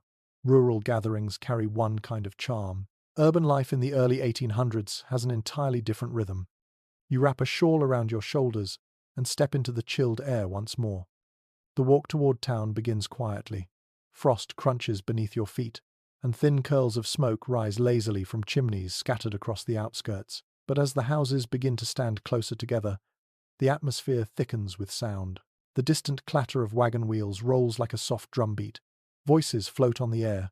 Laughter tumbles along the street like fallen leaves stirred by wind. You sense a shift long before you reach the main road. A detail often mentioned in early urban newspapers stirs in your thoughts. Although Thanksgiving began as a largely New England tradition, growing cities embraced it quickly, reshaping the day into something more public. That shift becomes clear as you reach the first intersection. Here, townsfolk gather outside shops decorated with sprigs of winter berries and pine. Some stores have hung fabric ribbons across their windows, faded but festive. You feel the buzz of movement, the anticipation of a shared celebration. A woman passes you carrying a pie tin wrapped in cloth. She moves briskly, weaving through the crowd with the confidence of someone used to city pace. A young man rushes after her, balancing 2 loaves of bread stacked in a precarious tower. You hear him mutter a prayer that he will not drop them before reaching his aunt's house. The aroma of warm yeast follows in his wake. 2 boys race across the street, one holding a wooden whistle and the other gripping a small drum. Their instruments create a cheerful, clumsy rhythm that earns fond smiles from passers-by. A vendor selling roasted chestnuts calls out to them, offering a handful if they promise not to make the horses skittish. They accept, with the solemnity of a treaty signing. As you walk deeper into the town center, the sounds grow richer. Wagon wheels rumble over cobblestones. Doors open and shut with wooden thuds. Conversations spill into the street, mixing with shouts of merchants preparing to close shop early for the holiday. A baker stands proudly in his doorway, brushing flour off his apron while announcing that his last batch of bread sold out before noon. His grin stretches wide, warmed by the success of the day. A curious historical note comes to mind as you observe the scene. City celebrations sometimes included small parades or informal processions, not the grand, organized spectacles of later centuries, but loose gatherings of young people marching with makeshift instruments or carrying banners of embroidered cloth. You hear the faint jingle of metal now, and when you turn the corner, you see a group of older boys stepping in time as they pound makeshift drums. Their boots strike the ground with determination, and though their rhythm wavers, their pride remains steadfast. Shopkeepers stand outside their doors, watching the impromptu parade with tolerant amusement. A few clap along. One elderly man even taps his cane on the ground to match the beat. The boys beam with delight at every bit of attention they receive. Their performance is rough, loud, and thoroughly charming. You continue walking until you reach a busy square. Here, the world feels different. Fires burn in iron braziers to keep visitors warm. A woman ladles steaming cider into tin cups, handing them out in exchange for a coin or sometimes simply for a smile. The cider smells sweet, spiced, and inviting. You wrap your hands around a warm cup, letting the heat seep into your chilled fingers. A cluster of people gather near a posted announcement nailed to a wooden board.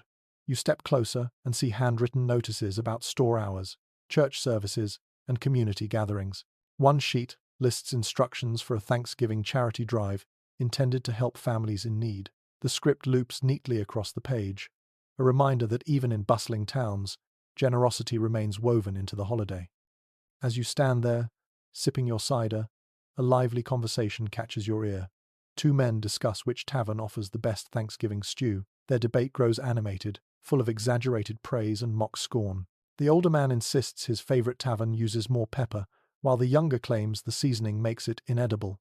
Their disagreement is friendly, a piece of spirited banter that draws laughter from those listening.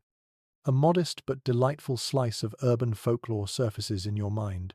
Some city families like to buy small pastries or sugared nuts during Thanksgiving outings, treating them as special indulgences reserved for holidays. A young girl near you clutches a paper cone filled with candied almonds. She nibbles them one by one, her eyes bright with quiet bliss. Amid the cheer, you once again feel a lingering question that researchers often discuss when examining early American celebrations. How different were urban and rural Thanksgivings in spirit? Did city gatherings emphasize festivity and public display more than their country counterparts? Or did both worlds share the same underlying warmth? Evidence remains varied, leaving room for interpretation. You see that complexity playing out right in front of you. Families rush home for intimate meals, yet the streets pulse with shared excitement. A coach passes along the road, wheels rattling loudly. Inside, passengers sit bundled in wool. One woman leans out just enough to wave at someone standing on the sidewalk. The man waves back with a handkerchief, his eyes bright. Moments later, a younger woman steps out of a millinery shop, her bonnet draped with a fresh ribbon. She hurries to greet him, cheeks flushed with the cold. A group of children near the fountain play a game that involves chasing each other in circles until someone falls laughing into the cold grass. Their giggles rise with the wind, light and irresistible. A few adults watch from nearby benches, smiling with the kind of fondness that comes from seeing younger generations carry forward joy without needing any encouragement. You continue wandering through the town. As afternoon slips into early twilight, the lamplighter moves from post to post, raising his pole to ignite tiny pools of yellow glow. The lights shimmer against the deepening sky, transforming the streets into soft golden pathways. You feel the warmth in your chest, even though the air has grown colder. A man selling wintergreens calls out gently as he begins closing his stall. A woman carrying a turkey wrapped in linen passes by, walking with careful steps. The scent of roasted chestnuts drifts steadily through the square. As you begin your walk back toward the rural edge of town, you glance over your shoulder one last time. The glow of lanterns, the hum of voices, the movement of people returning home, all blend into a scene that feels tender and vividly alive. Thanksgiving in the city carries a rhythm of its own, bustling yet heartfelt, communal yet personal. You turn back toward the fading path, letting the town's warm energy travel with you. Ahead lies the quiet countryside, the scent of pies, the glow of hearth fire, and the sound of family gathering again. You walk forward, ready to rejoin that world as the holiday deepens into evening. You step back onto the quiet rural road, leaving behind the bustle of the town, and you feel the temperature dip almost immediately. The air turns crisp enough to make your breath puff out in pale clouds, drifting upward like soft ghosts. The light has shifted now. Late afternoon leans gently toward evening, coloring every field and fence with tones of silver and gold. As you walk toward the house, you become more aware of the way people in the 19th century prepare themselves for this cold season. Clothing does much more than keep them warm. It shapes their daily comfort, their identity, even the rhythm of their movements. When you step indoors, the first thing you notice is the contrast. Warm air from the hearth washes over you, and your chilled fingertips begin to sting slightly as they thaw. A row of wool coats hangs near the door, their fibers thick and slightly coarse when you brush your hand against them. The coats carry the faint scent of outdoor air, wood smoke, and a hint of lanolin that lingers from the sheep that provided the wool. You watch as family members begin readying themselves for the evening tasks. A young girl ties a knitted scarf around her neck, her fingers working with practiced motions. The scarf is soft and slightly fuzzy, dyed in muted blues that remind you of morning shadows on snow. She pulls it close, smiling as the warmth settles instantly. In early American accounts from this era, it is often noted that winter clothing was layered with near mathematical care. Linen, then wool, then heavier wool, sometimes topped with fur or quilted cotton. People built their own insulation with whatever materials the season allowed. You see the truth of that reflected in every garment here. Shawls rest on chair backs. Mittens hang drying near the hearth. Heavy socks are folded neatly in small piles like quiet soldiers waiting for duty. The mother of the household picks up a thick, quilted overskirt. She drapes it over her regular dress to keep her legs warm as she continues tending the fire and preparing for the feast. The fabric rustles softly when she moves, its stitched patterns forming tiny diamond shapes across the surface. Each stitch holds a small bit of care, and the skirt seems to radiate a comforting weight. As she passes by, you notice a pair of boots near the door, made of sturdy leather. The surface feels cool and slightly stiff under your hand. Small traces of dried mud cling to the soles. The boots have been well used, their creases deep and permanent. A faint smell of tanned hide lingers in the air around them. A little aside from domestic folklore touches your thoughts. Some families believed that stuffing wool scraps inside boots before Thanksgiving brought good luck for the coming winter. Not warmth, but specifically luck. Whether through superstition or playful tradition, children embraced the idea eagerly. You glance at one pair of boots and catch sight of a tiny scrap of wool peeking from the top, as though the superstition lives quietly in this household too.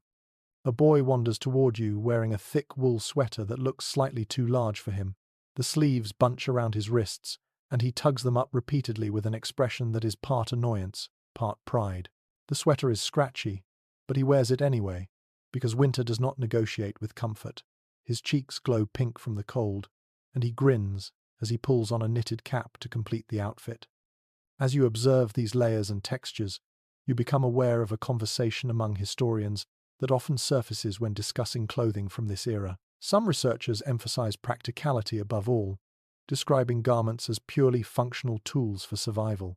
Others highlight the subtle beauty and personal expression woven into each piece, noting decorative stitching, dyed threads, and careful mending that reveal a quiet pride in appearance. The truth, as always, likely blends both perspectives, and you see evidence of that blend in every corner of the room. A woman near the hearth takes a seat and begins mending a tear in a woolen glove. Her needle glints softly in the firelight. The rhythm of her stitching forms a gentle, almost musical pattern. She explains that the glove tore during last week's frost while feeding the chickens, but she smiles, saying the glove still has many years left in it. You touch the wool, feeling its rough but comforting texture beneath your fingertips. Across the room, a young girl folds quilts that have been warming near the hearth. She lifts one quilt carefully and spreads it across a bench. The fabric is soft with age. The colors are muted, faded from years of washing, but the pattern is still beautiful. When she smooths the edges with her palms, you can almost feel the warmth stored inside the cotton layers. The father of the house re-enters from outside, stomping snowflakes from his boots, even though the ground holds only a thin dusting of frost. His jacket, made of thick wool lined with a softer inner layer, carries the cold with it. He removes it with a sigh, hanging it near the fire. When he brushes past you, you can feel the coolness still radiating from the fabric. The clothing in this world holds stories. A patch on a sleeve hints at a moment of work or clumsiness. A frayed hem speaks of a season's worth of chores. A faded color reminds you of sunlight from summers long past. Every piece feels lived in and loved, valued not for fashion but for memory and necessity. As the sun sinks lower, light from the window turns a dusky rose. The glow mingles with the soft gold of the hearth, bathing the room in warmth that seems to hug every person inside. A woman adjusts a shawl around her shoulders, lifting the ends to rest lightly on her chest. The shawl feels surprisingly heavy when she places it in your hands, its woven threads thick and solid. A young boy tugs at his mittens and proudly shows them to you. They are made of thick, homespun yarn and slightly mismatched in size. He announces that he helped knit one of them. When asked which one, he pauses, looks at both mittens, and declares that he has forgotten. Everyone laughs kindly, not at him but with him, sharing in the charm of the moment. You walk closer to the window and place your fingers on the cool glass. Outside, the landscape settles deeper into evening. Bare branches sway slowly in the cold breeze, their silhouettes sharp against the fading sky. You can almost feel the chill trying to sneak its way indoors, stopped only by layers of fabric and the glowing hearth. Someone places a folded blanket into your arms, urging you to wrap it around yourself. The blanket feels heavy, soft, and slightly scratchy, as if it wants to settle into your shoulders and stay there. You tuck it around you, letting the warmth bloom slowly across your back. As dinner draws near, everyone adjusts their clothing one last time. Shawls are tightened, sweaters straightened, socks pulled up. Warmth becomes part of the ritual, just as essential as the turkey in the oven or the pies cooling on the sill. You breathe in deeply, feeling both the warmth of the hearth and the lingering cold from the window. Clothing in this world is more than a barrier against weather. It is a companion, a personal shelter, a reminder that comfort is created, not simply found. Wrapped in your borrowed blanket, you follow the others toward the dining room. Outside, the night gathers quietly. Inside, the warmth waits to welcome every chilled fingertip and winter-hardened heart. You follow the warm shuffle of footsteps into a livelier corner of the house, already sensing a different kind of energy bubbling beneath the surface. The adults keep their movements calm and measured, but the children clearly do not share that discipline. They buzz around the room like excited fireflies, half attempting to help, half plotting mischief, all fully absorbed in the strange electricity that holidays awaken in young hearts. You step into their orbit, unsure whether you are about to witness games, chores, or chaos wrapped in innocence. A small boy darts past you, clutching something in both hands. You turn just in time to see him hide behind a chair, where he opens his palms to reveal a pilfered cranberry. He pops it into his mouth triumphantly, then immediately scrunches his face at the tartness. His reaction sends him into giggles. A girl nearby rolls her eyes at him, although she is fighting a smile of her own. A detail often mentioned in letters from this era comes gently to mind. Children looked forward to Thanksgiving not just for the meal, but for the freedom of the day itself. Many schools were closed, chores were lighter, adults were distracted with cooking. This created a rare pocket of nearly ungoverned time, and children used every moment of it to whisper secrets, invent little adventures, and slip into corners where no one would immediately notice them. You watch as a pair of siblings rummage through a small chest filled with toys and trinkets, wooden animals, marbles, bits of ribbon, and a tiny spinning top lie scattered across the floor. The top is clearly a favorite. One child gives it a twist and watches it wobble and hum across the floorboards. When it skitters dangerously close to a stack of plates, both children freeze, wide-eyed. The top teeters, slows, and finally falls harmlessly. They exhale in unison, then laugh with the relief of narrowly avoided catastrophe. A lesser-known practice from some rural households floats into your memory. Children sometimes created small Thanksgiving plays or skits, often with no script, no costumes, and no plan aside from enthusiasm. Their performances ranged from endearing to unintentionally chaotic. You see hints of this in the way two older children stand in a corner, whispering with exaggerated seriousness. Every now and then, one gestures dramatically while the other nods, as though they are about to reenact the entire history of the harvest in 5 confused minutes. A young girl walks toward you carrying a handful of dried corn husks. She explains shyly that she is making a doll. Her fingers fold and twist the husks with careful precision. When she wraps a small strip of cloth around the doll's middle, she beams with pride. The figure, simple as it is, carries a tenderness that you feel instantly. You admire it, and her shy smile grows brighter. The children's chatter grows louder, mixing with the hum of adult voices in the next room. The house feels full, every corner alive. You take a seat on a low stool as a group of children begin planning a game. One proposes a race around the yard. Another suggests hide and seek inside the house. A third insists that they should sneak into the pantry for crumbs of leftover pie crust. The group debates all 3 options with such intensity that it feels like a small parliament in session. While listening, you recall how researchers studying childhood in early America often highlight the balance between strict discipline and unexpected freedom. Some accounts describe children behaving with almost military order, while others emphasize unrestrained play during holidays. The truth likely varies from family to family, and you see that variety here. At one moment, children move with impeccable manners. At the next, they are climbing onto furniture like tiny adventurers seeking higher ground. You step aside as 2 boys run past you holding a wooden hoop and a stick. They race outside, laughter trailing behind them like a ribbon caught in the wind. Through the window, you see the hoop bouncing across the yard with uneven determination. The boys chasing it with whoops of delight. Their feet kick up small clouds of frost dust, scattering into the fading light. Inside, a toddler toddles past, dragging a knitted blanket. She stops, plops down next to you, and hands you the edge of the blanket, as if inviting you into her tiny world. When you gently tug it, she giggles and tugs back, starting a quiet game that needs no rules. In the far corner, a group of older children gather around a small tin of nuts. One boy cracks a walnut with a stone, proud of his strength. The others cheer as loudly as if he has accomplished a heroic feat. When he breaks the shell cleanly, he pumps his fist triumphantly. The children begin taking turns cracking nuts, each pretending they have discovered some long-lost ancient technique for conquering hard shells. The fire in the hearth pops suddenly, sending a small spark upward. The children gasp dramatically, then burst into delighted laughter. A girl announces that the spark is a sign that the feast will be especially good this year. A younger boy repeats her statement as if it were prophecy, his voice full of awe.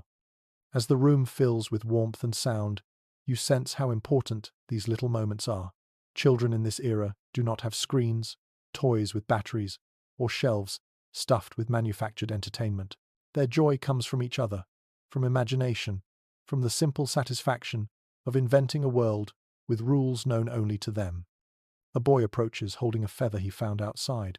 He waves it through the air, pretending it is a quill. He scribbles invisible lines on his arm, then pretends to sign a royal decree granting permission for extra pie tonight. The children erupt in excited whispers, taking the imaginary decree far more seriously than you expected. A girl beside him decides to create her own decree, declaring that anyone wearing mismatched socks will be appointed official helper of the feast. Instantly, half the room pulls up their pant legs to display socks that do not match in color, size, or pattern. Children shout, pointing at each other's legs, thrilled with this spontaneous discovery of authority. As you watch, you feel a softness bloom in your chest. These moments, full of joy and innocence, form some of the most cherished corners of memory. Children are often the heart of holiday traditions, shaping the day with their laughter and curious spirits. The sky outside deepens into dusk, and the window glows with the reflection of the fire's warm light. A woman calls gently from the kitchen, inviting everyone to wash their hands before the meal. Groans echo from the children, but they obey with dramatic reluctance, dragging their feet as though asked to undertake a great burden. Yet even in their complaints, they smile, and as they line up, one by one, you realize that their playful energy is about to blend seamlessly into the deeper warmth of the gathering. You follow them toward the basin, feeling the shift as the lively chaos of play begins to settle into the quiet anticipation of the feast. You follow the stream of children toward the wash basin, but before you reach it, you notice a quieter, steadier rhythm unfolding in the background. The house feels comfortably chaotic in the front rooms, yet behind the scenes, another world has been working without pause. You turn your attention toward it, drawn by the soft scrape of a kettle being lifted, the hush of footsteps, and the gentle murmur of voices speaking low enough not to disrupt the family gathering. This is the realm of the people whose work often goes unseen, though the entire holiday rests upon their steady hands. You step into a side hallway and feel the temperature shift slightly. It is still warm, but the heat does not pool here the way it does near the hearth. A young maid passes you, balancing a stack of folded cloths with impressive precision. The fabric rests against her chest, and she adjusts her grip without breaking stride. Her shoes make soft taps on the wooden floor, each step measured, efficient, almost musical. A detail frequently noted in domestic manuals from the 19th century surfaces in your thoughts. Many households, especially those with moderate means, relied on hired help to manage the heavier or more repetitive work of holiday preparation. These workers were often young women from nearby farms or towns, saving money for their future or helping support their families. Their days began before sunrise and ended long after the dishes were washed. You catch sight of one such young woman now, bent over a wooden bucket filled with warm water. She scrubs a pot with rhythmic motions, humming softly as she works. The pot's darkened metal reflects the flickering candle nearby. Her hands move confidently, as though the pot and her grip share a long-standing understanding. She lifts it, inspects it, then returns to scrubbing with the satisfaction of someone who knows exactly what she is doing and why it matters. From another room comes the faint thud of firewood being stacked. A hired boy enters carrying an armful of logs that reach almost to his chin. He staggers slightly under the weight but manages to keep everything balanced. When he drops the logs beside the hearth, the sound echoes deeply through the walls. He rubs his aching forearms and glances around, making sure he placed the wood exactly where it should be. A quiet, easily overlooked detail from old diaries enters your mind. In many homes, servants and hired workers often ate earlier than the family on holidays, catching brief moments of rest before returning to their duties. Their meal was simpler, their break short, but there was often camaraderie in that small window of shared food and shared relief. As you move closer to the kitchen, you glimpse a small plate resting on a side shelf. Half a biscuit, A few slices of apple, a modest portion of stew. Someone has paused mid-meal, called back to the next task. You wander toward a narrow doorway that leads to the pantry. Inside, shelves are lined from floor to ceiling, with jars, crocks, and carefully wrapped bundles. You hear someone sorting them, checking which items will be needed during the feast, and which can be returned to storage. Their movements are quick and quiet, every sound softened by the thick walls. A hand reaches up to straighten a jar of pickles, then moves to seal a crock of salted meat with a firm push.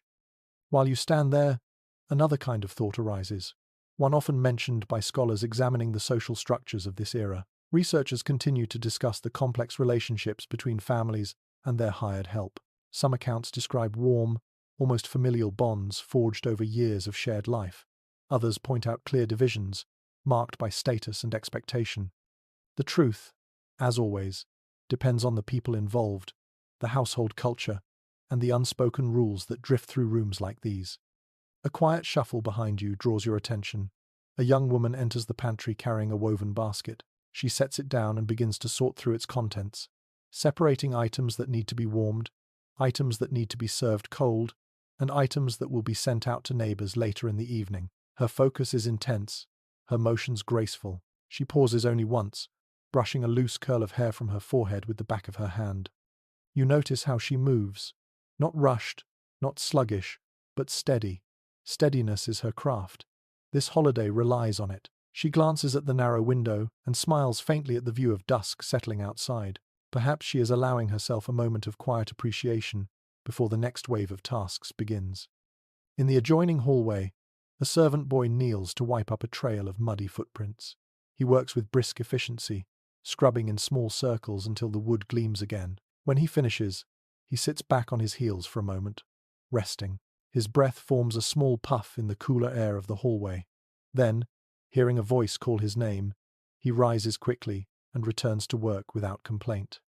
You walk deeper into the service areas of the house, where the sounds of activity blend together like a gentle background symphony. Someone stirs a pot of broth at the secondary hearth. Another person folds fresh napkins laid out to dry near the warm bricks.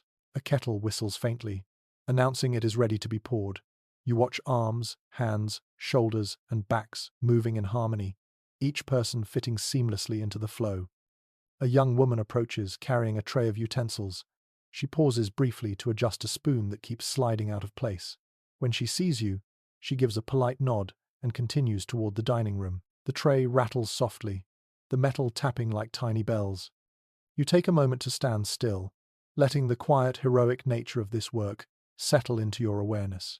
These people may not take the seats of honor at the table, but the table would be empty without them. They create the comfort that others enjoy. Their labor becomes invisible only because they perform it so well. A pot near the hearth hisses as its lid shifts from the rising steam. A young woman rushes to lift it slightly, letting the steam escape before it overflows. The scent of herbs fills the room again, followed by the warmth of gratitude rising inside you. As you slowly rejoin the family in the front rooms, you carry with you the soft imprint of these unseen hands. Their work continues behind you, steady, faithful, and full of quiet importance. The feast will shine brightly in the dining room, but its glow is built here, in the gentle corners where people work with humility and skill. You return to the sound of laughter echoing from the parlor, feeling the weight of appreciation settle warmly in your chest. The holiday draws closer to its peak, shaped by every pair of hands, both visible and unseen. You drift back toward the heart of the house, following the sound of something soft and melodic rising through the warm air. The dining room rests in anticipation. The kitchen continues its careful labor, but here in the parlor, a new energy begins to bloom. Evening has settled comfortably outside, draping the windows in deep hues of blue and silver, and inside the home a gentle brightness gathers around a small circle of chairs. Someone has taken out a fiddle. Another holds a simple wooden flute. A third person taps a foot along the floor in quiet rhythm, as if preparing for the night's soft celebration. The fiddle player raises the instrument to her chin. The polished wood gleams in the candlelight, warm and amber-toned. When she draws the bow across the strings, the first notes rise like a sigh of relief after a long day's work. The melody is slow at first, sweet and searching, drifting through the room with the ease of smoke curling upward from a fire. A detail often mentioned in household journals comes to mind as you settle into a nearby seat. Music played a central role in evening gatherings during the early 1800s. Families did not always possess instruments, but when they did, the holidays' calm hours often revolved around them. A fiddle could fill a room with warmth, almost equal to that of the hearth. The tune grows livelier. It dances gently across the floorboards. People smile and lean closer, as though letting the music wrap around them. A man begins tapping the heel of his hand on the arm of a chair, quietly marking the beat. A child sways in place, eyes half closed, lulled by the rhythm. Across the room, a woman begins plucking a small lap harp. Its strings release soft, crystalline tones that weave through the fiddle's melody like fine threads of silver. The harmony settles lightly on your shoulders, soothing and bright at once.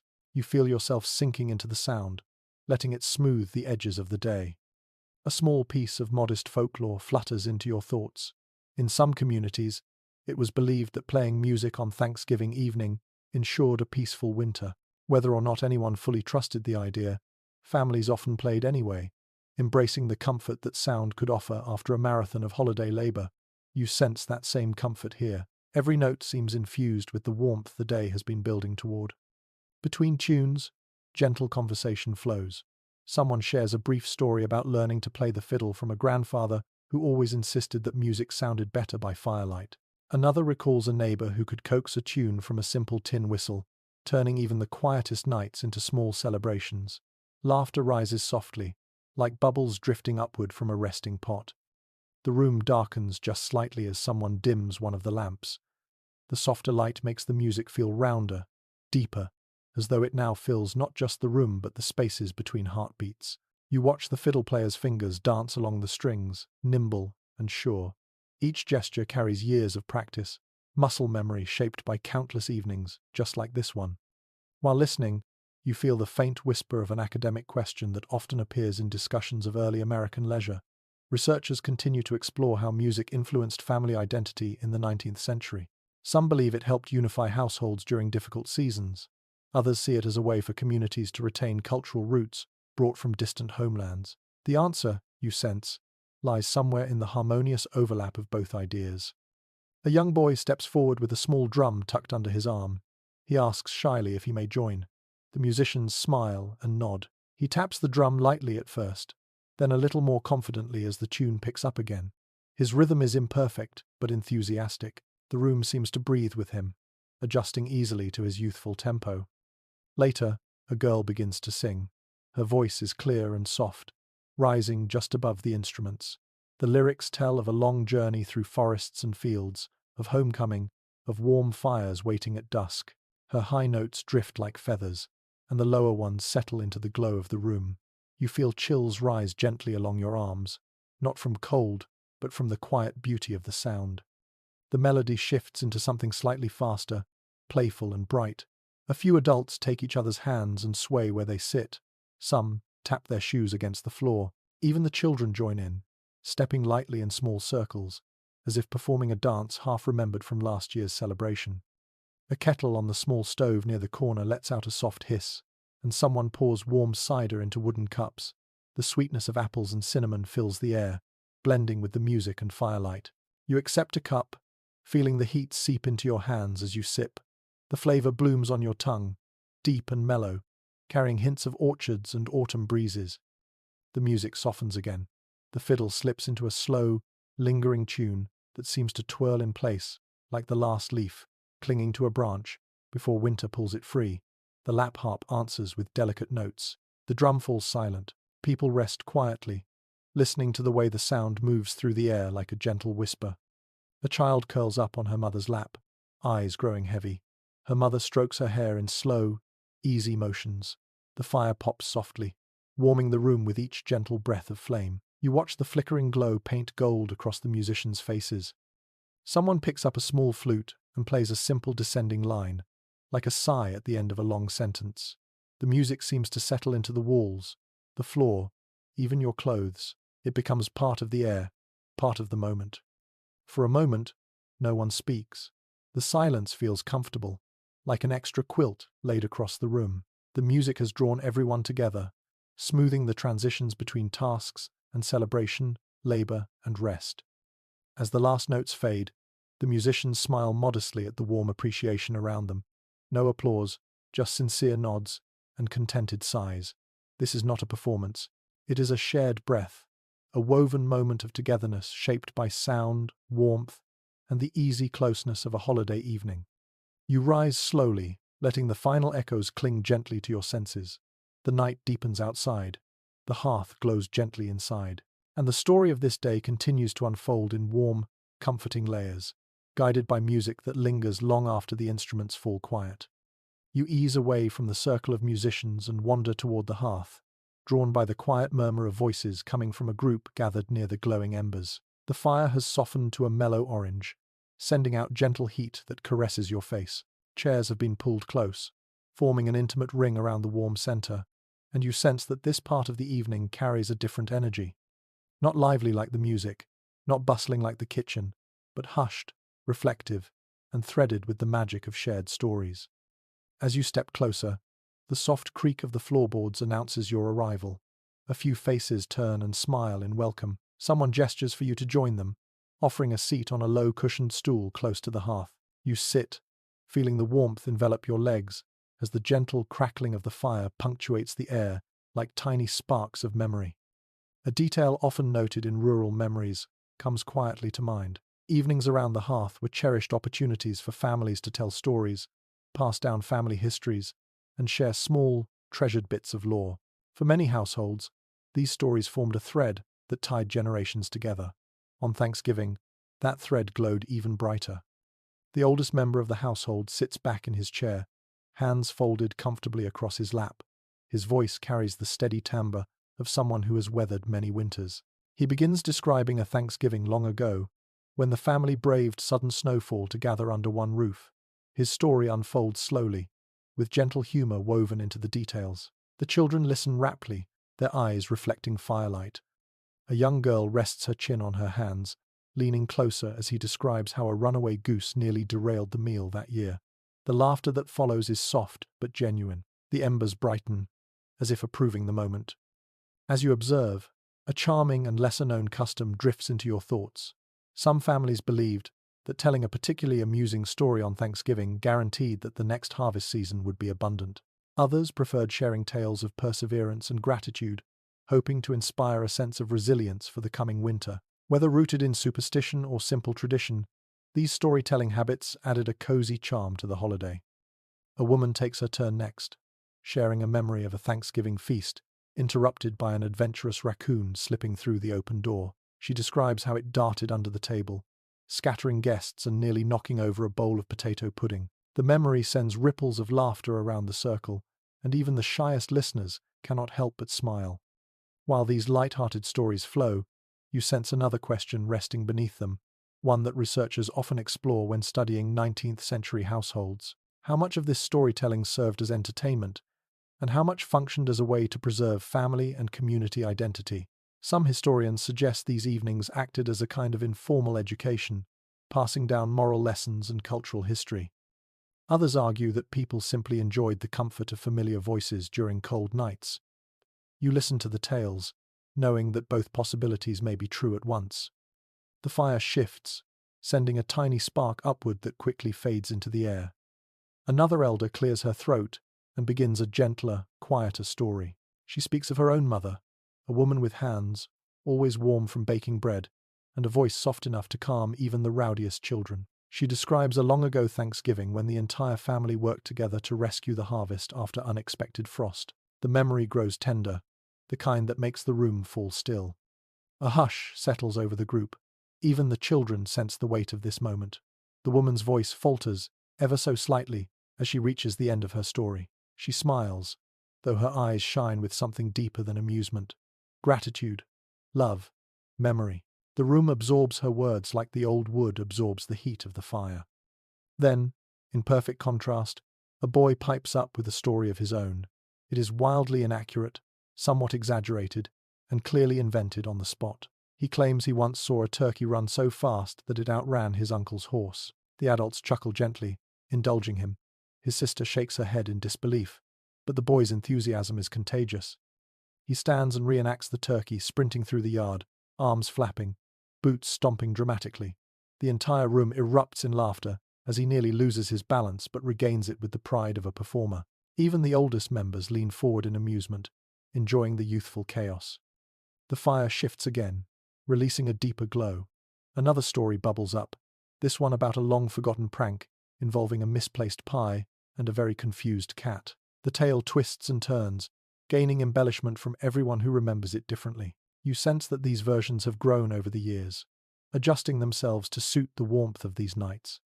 Someone pours warm cider into simple mugs and passes them around.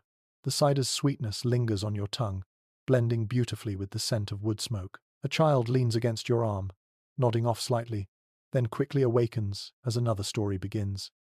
A low voice starts a tale of a legendary traveller known for appearing in villages only during late autumn. Some say he could predict the weather. Others say he carried a satchel filled with tiny trinkets he left behind in unexpected places. The storyteller presents each detail with a twinkle in his eye, leaving just enough mystery to keep the listeners leaning forward. You feel the room relax with every shared memory. The warmth deepens. The stories stretch long and winding, creating a soft tapestry of moments woven from humour, history, and imagination. As the fire settles into a quieter crackle, someone begins humming a tune that was played earlier. Others join softly. The melody weaves through the lull in conversation, gentle and nostalgic. It feels like the room is exhaling together, content to rest in the glow of shared memories. The stories wind down naturally, leaving a peaceful hush in their wake. The hearth glows steady and calm, lighting every face with faint amber. You take a slow breath, absorbing the warmth, the connection, and the lingering sweetness of the stories told tonight. The evening continues its quiet drift, ready to usher you toward the heart of the feast that waits just beyond this circle of gentle light. You rise slowly from your seat by the hearth, feeling the soft pull of warmth on your back as you take a few steps toward the window. Outside, the fields stretch into the fading dusk, their edges touched by silver as night begins to settle. You press your fingers lightly to the glass. It feels cool, almost icy, and through it, you sense the deep quiet of land that has recently given its final offerings of the season. Harvest time has passed, leaving behind a mix of relief, gratitude, and the faint worry that always accompanies the arrival of winter.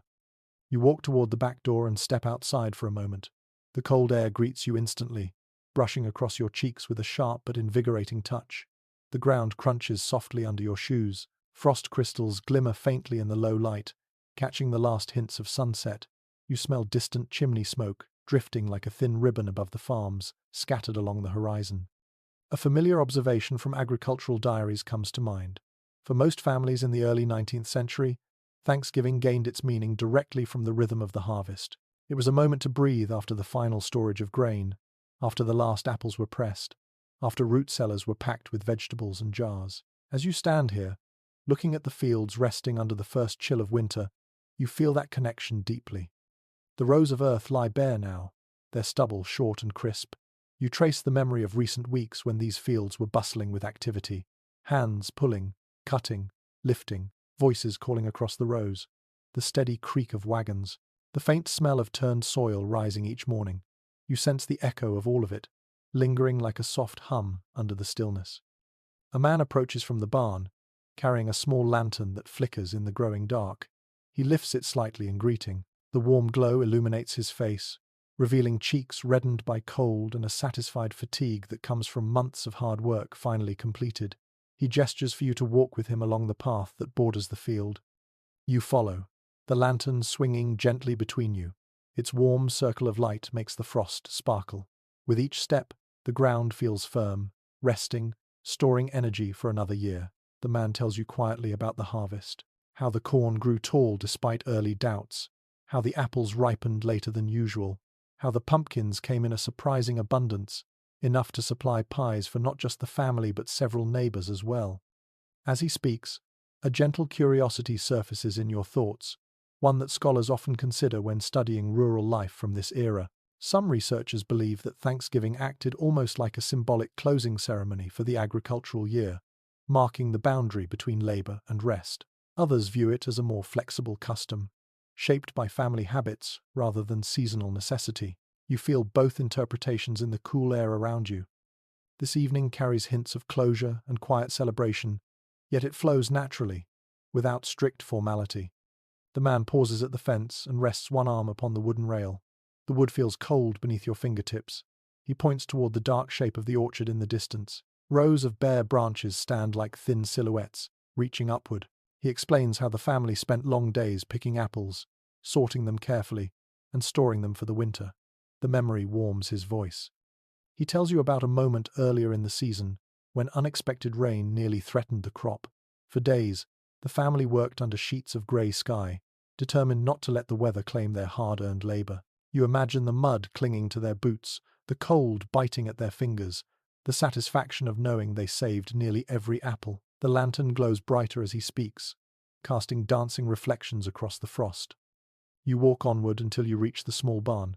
Inside, the air smells of hay, leather, and the soft musk of animals settling for the night. The lantern's light reveals neatly stacked bundles of dried corn, tied with twine in tidy rows. The golden husks rustle faintly as a draft slips through the wooden boards. A young girl sits on an overturned bucket, brushing the soft coat of a patient sheep. Her strokes are slow and soothing. When she looks up, her eyes reflect a peace that only quiet evening farm work can bring. A charming, lesser-known tradition flickers through your thoughts. Some families made small corn husk decorations after the harvest, tying bundles into little wreaths or figures as symbols of good fortune. You notice a few such decorations hanging from nails along the barn wall. Their simple shapes cast delicate shadows that shift with the lantern's movement. The girl tells you how she helped gather the last of the squash and potatoes from the garden. She describes how the soil felt cool but pliable, how she and her siblings worked quickly to finish before the first hard freeze. Her small hands mimic the motions as she speaks, brushing imaginary soil away. Her voice carries pride woven with innocence. As she continues brushing the sheep, a soft bleat echoes through the barn. The sound blends with the distant whisper of wind outside and the muted creaking of the barn beams. You lean against a wooden post, letting the peacefulness settle into your bones. The warmth of the lantern, the cold of the night, and the memory of the harvest all mingle in the air, creating a balance that feels ancient and steady. The man sets the lantern on a low stall door and checks the water bucket. The sheep shifts slightly, nudging his arm. He laughs quietly and scratches its head. Moments like this, small but steady, shape the life of families who depend on the land. These tasks never stop, even on holidays, but they carry a sense of gratitude rather than burden. You step back outside and look across the wide spread of fields once more. Darkness now covers the land, but you can still sense its quiet heartbeat. The harvest is behind you. The earth rests. Families gather. The holiday grows warmer inside every home, precisely because the land outside lies cold and still. As you walk toward the house, you feel the faint crunch of frost under your feet again. Your breath forms silver clouds. The glow of the windows pulls you closer, promising warmth, food, and voices. You take one last look at the fields. They wait in silence, but the memory of the season lingers gently in the air, shaping the gratitude that fills the night. You step inside. The warmth greets you instantly, and the feast waits, growing closer with every passing moment.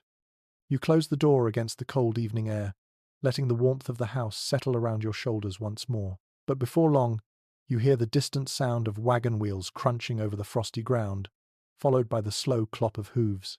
A faint lantern glow flickers through the window. Someone calls out from the front room that guests have finally arrived. You feel a ripple of excitement course through the house.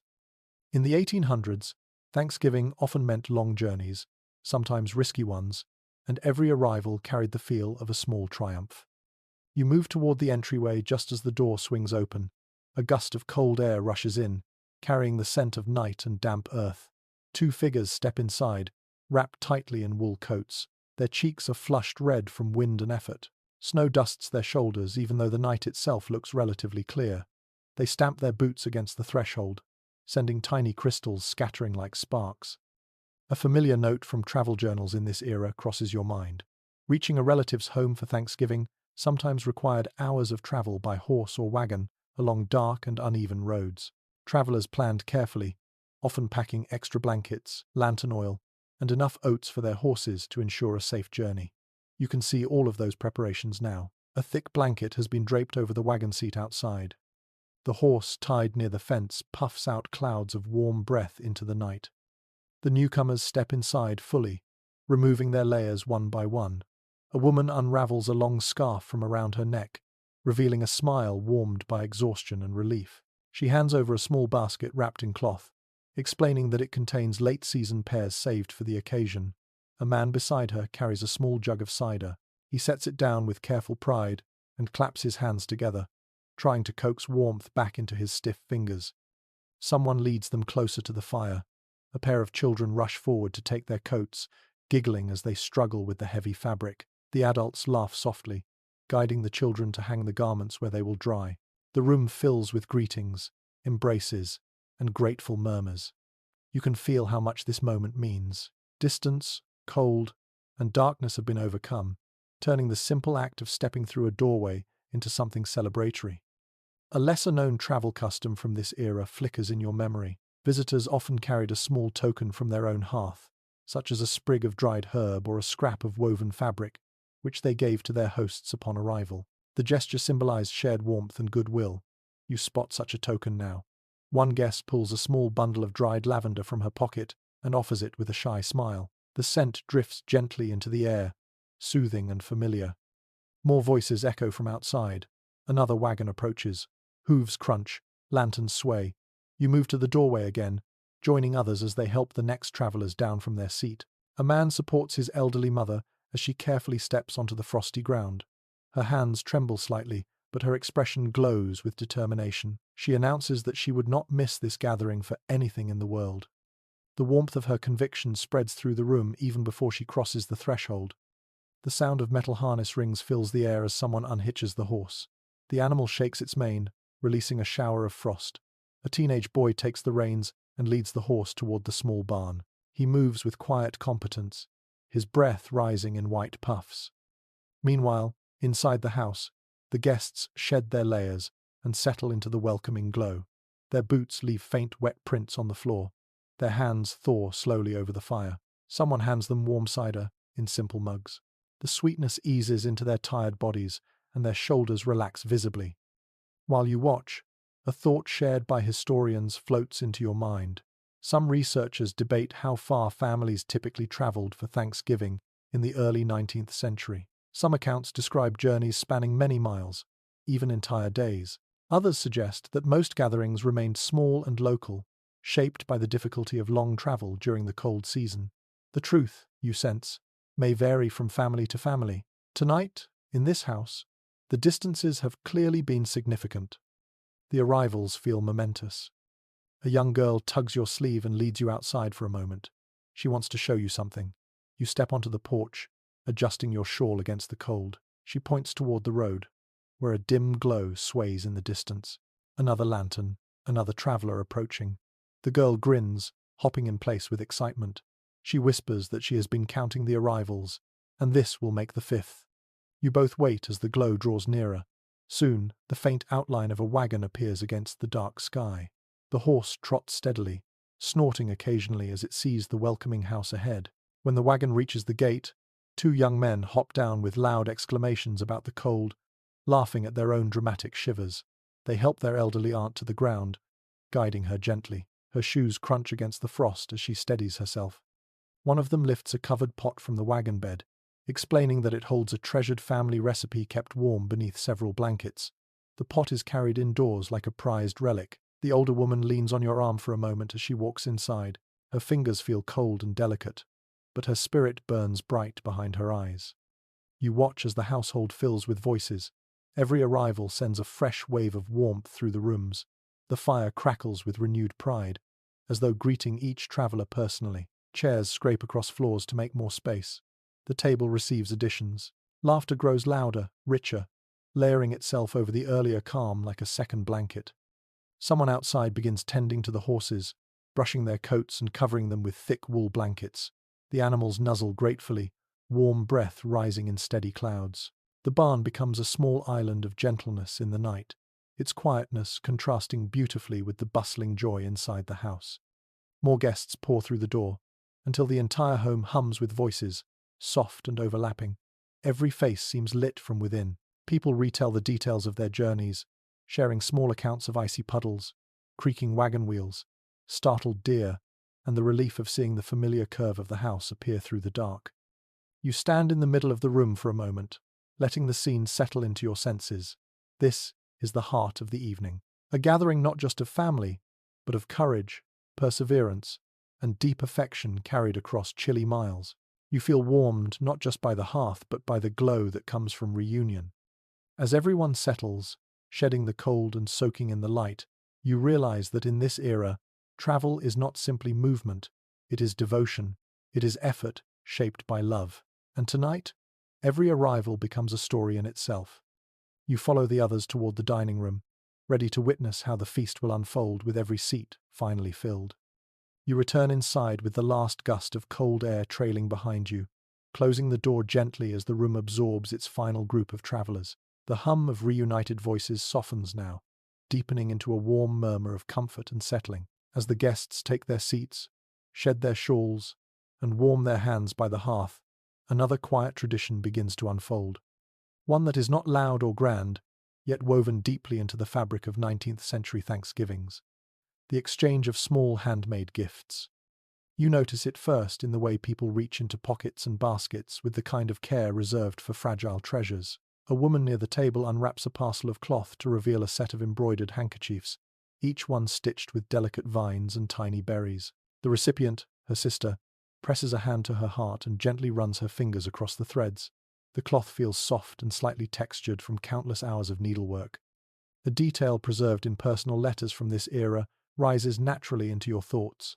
Many families exchange simple handmade items during holidays, not as formal presents but as tokens of affection. These tokens carried no monetary value, yet they held weight because each represented time, patience, and quiet devotion. Tonight, you see that idea unfolding in countless small gestures. Near the window, a man hands his brother a small wooden carving. The carving resembles a horse mid-stride, its legs and mane shaped with surprising detail. The wood is smooth under your fingertips when you briefly touch it. Its scent carries the warm memory of pine. The brother smiles with genuine surprise, clearly recognizing the work that went into each carved line. Across the room, a young girl opens her basket and pulls out a set of tiny wax candles she molded herself. Their surface is slightly uneven, but they smell faintly of honey and herbs. She presents them to her grandmother, who responds with a kiss on her forehead. The child beams with pride, clutching the empty basket against her chest. While observing these quiet exchanges, a small detail from rural folklore reaches your awareness. Some households believed that a handcrafted item given on Thanksgiving carried with it a blessing for the coming winter. Whether a knitted mitten, a carved trinket, or a simple scrap of embroidery, the belief held that the object would bring warmth or good luck to its new owner. You see a hint of that belief in the way people receive these gifts, touching them gently as though holding something more than simple material. A young woman sits near the parlor table, unraveling a tiny package tied with twine. Inside lies a small book of folded pages, bound by hand. The ink on the cover is slightly faded, but the lettering remains clear. It is a collection of short verses copied by her younger cousin. She reads a few lines silently, then holds the book close to her chest with gratitude glowing in her eyes. As you continue observing, another thought comes quietly, one that researchers sometimes discuss when examining household crafts from the early 19th century. Scholars note how handmade gifts served as markers of connection at a time when luxury goods were scarce and travel was difficult. Some emphasize their practical value, while others highlight their emotional significance. Watching these exchanges now, you sense how both interpretations hold truth. Each gift tonight is practical in some way, yet also deeply personal. A man seated near the hearth pulls a cloth from his coat pocket and reveals a small leather pouch he stitched by hand. The seams are neat, the leather soft from careful tanning. He presents it to his nephew, who immediately begins studying the stitching. The young man runs his thumb along the smooth edges, murmuring admiration. The uncle laughs quietly, pleased by the reaction. Nearby, a grandmother gives her grandson a string of wooden beads polished to a soft sheen. She had been carving them slowly throughout the autumn, a bead or two each night while sitting by the fire. The boy touches them reverently, feeling each bead's smooth surface. He drapes the strand around his neck, standing a little taller with pride. A girl steps toward you shyly, holding a small trinket fashioned from braided yarn. She explains that it is meant to be a bookmark. When she places it in your hand, you notice how soft the fibers feel and how carefully the colors have been chosen. She watches your reaction with wide, hopeful eyes. When you smile, she smiles back with relief and delight. Someone nearby unwraps a small square of woven cloth trimmed with simple lace. Another opens a jar of homemade salve made from herbs grown in the summer garden. A third receives a charm shaped from river clay, hardened gently near the fire. As each gift appears, you realize that this part of the evening creates its own gentle glow. No one announces their present with fanfare. Instead, every exchange feels like a whisper of affection, a quiet acknowledgement of shared life. Children chatter excitedly about the things they made. Adults exchange modest looks, as if embarrassed by how much time they spent perfecting a simple craft. The room fills with soft laughter, the kind that rumbles gently in the chest rather than bursting out loudly. A small, aging dog wanders around the room, sniffing each gift curiously. Someone drapes a small knitted square across the dog's back, declaring it a modest but heartfelt blanket. The dog seems unsure of its purpose, but accepts it with dignified patience. In another corner, two women examine a woven basket crafted by a relative. The weaving is tight and precise. The reeds feel smooth yet strong beneath your fingertips. One woman comments that such a basket will last for years, good for gathering apples or carrying cloth to the wash house. As you listen and watch, you feel the room shift subtly again. The earlier excitement of arrivals has softened into warmth. The chatter of neighbors and cousins drifts like low music. The smell of roasting turkey and simmering vegetables reaches you from the kitchen, reminding everyone that the feast is growing near. A small hush falls over the room as one of the older men unwraps a carefully folded scarf. The scarf is hand-knitted, its pattern simple but steady. He holds it in both hands, his eyes softening with emotion. He thanks the giver with a quiet sincerity that makes the room fall still for a moment.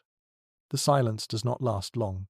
Soon, soft conversation rises again, full of appreciation, gentle teasing, and affectionate nostalgia. The gifts now rest on laps, chairs, tables, and mantelpieces. They look small compared to the feast awaiting the family, yet somehow they feel just as essential. You take one more slow look around the room. Candles flicker, children giggle, adults sip warm cider, and in the midst of it all, these modest, handcrafted offerings shine like tiny lanterns of connection.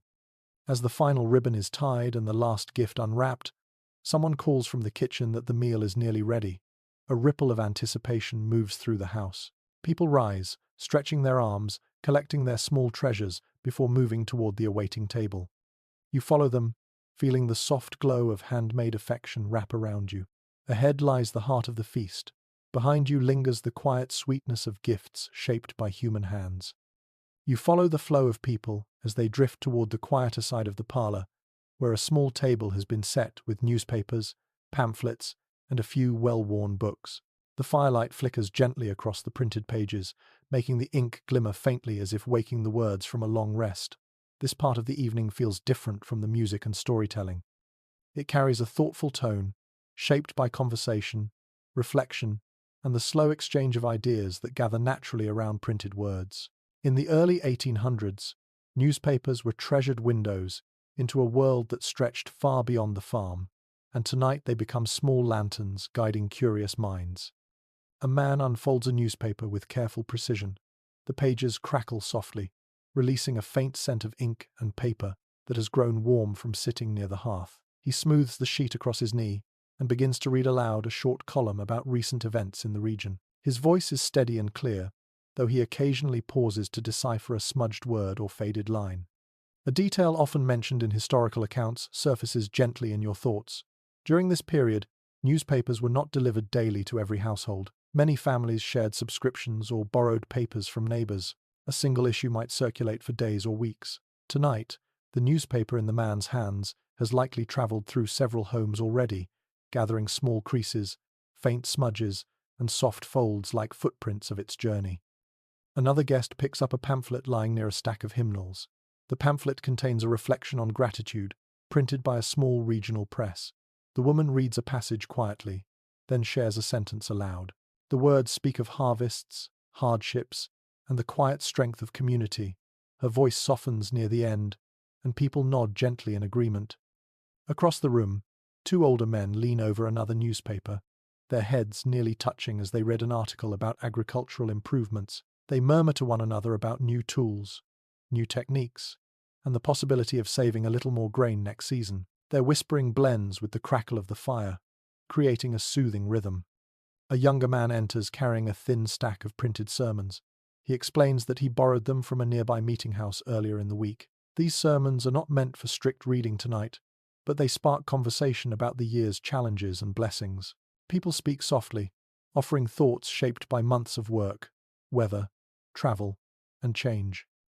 As you settle into a nearby chair, an interesting point from cultural studies comes to mind. Some scholars describe 19th century Thanksgiving as a holiday that slowly absorbed written ideas from sermons, editorials, and newspapers.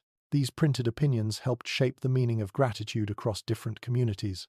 Other scholars argue that families largely ignored printed messages, instead relying on their own traditions and lived experiences. You can feel the blend of both influences here. People read and reflect, yet they anchor their understanding in their own lives. A girl wanders over and takes a seat beside you. She holds a small illustrated book filled with simple etchings and short verses. She flips through the pages, lingering on a picture of a harvest scene. You watch as her finger traces the outline of a field worker holding a bundle of wheat. She whispers that she wants to learn to draw pictures like this one day.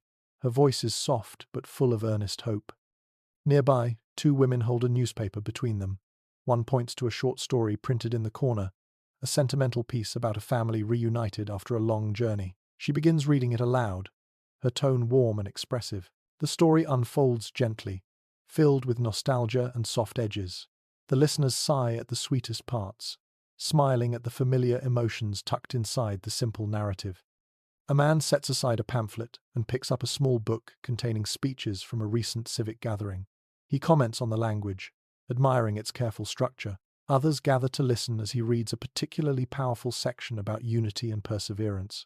His voice carries the weight of the message through the room, and for a moment, everything grows still. Then someone breaks the solemnity with a light-hearted remark about politicians, and laughter springs up, warm and unforced. A modest but charming detail from old family records drifts across your thoughts. Some households saved clippings from newspapers throughout the year, storing them in small boxes or between the pages of books.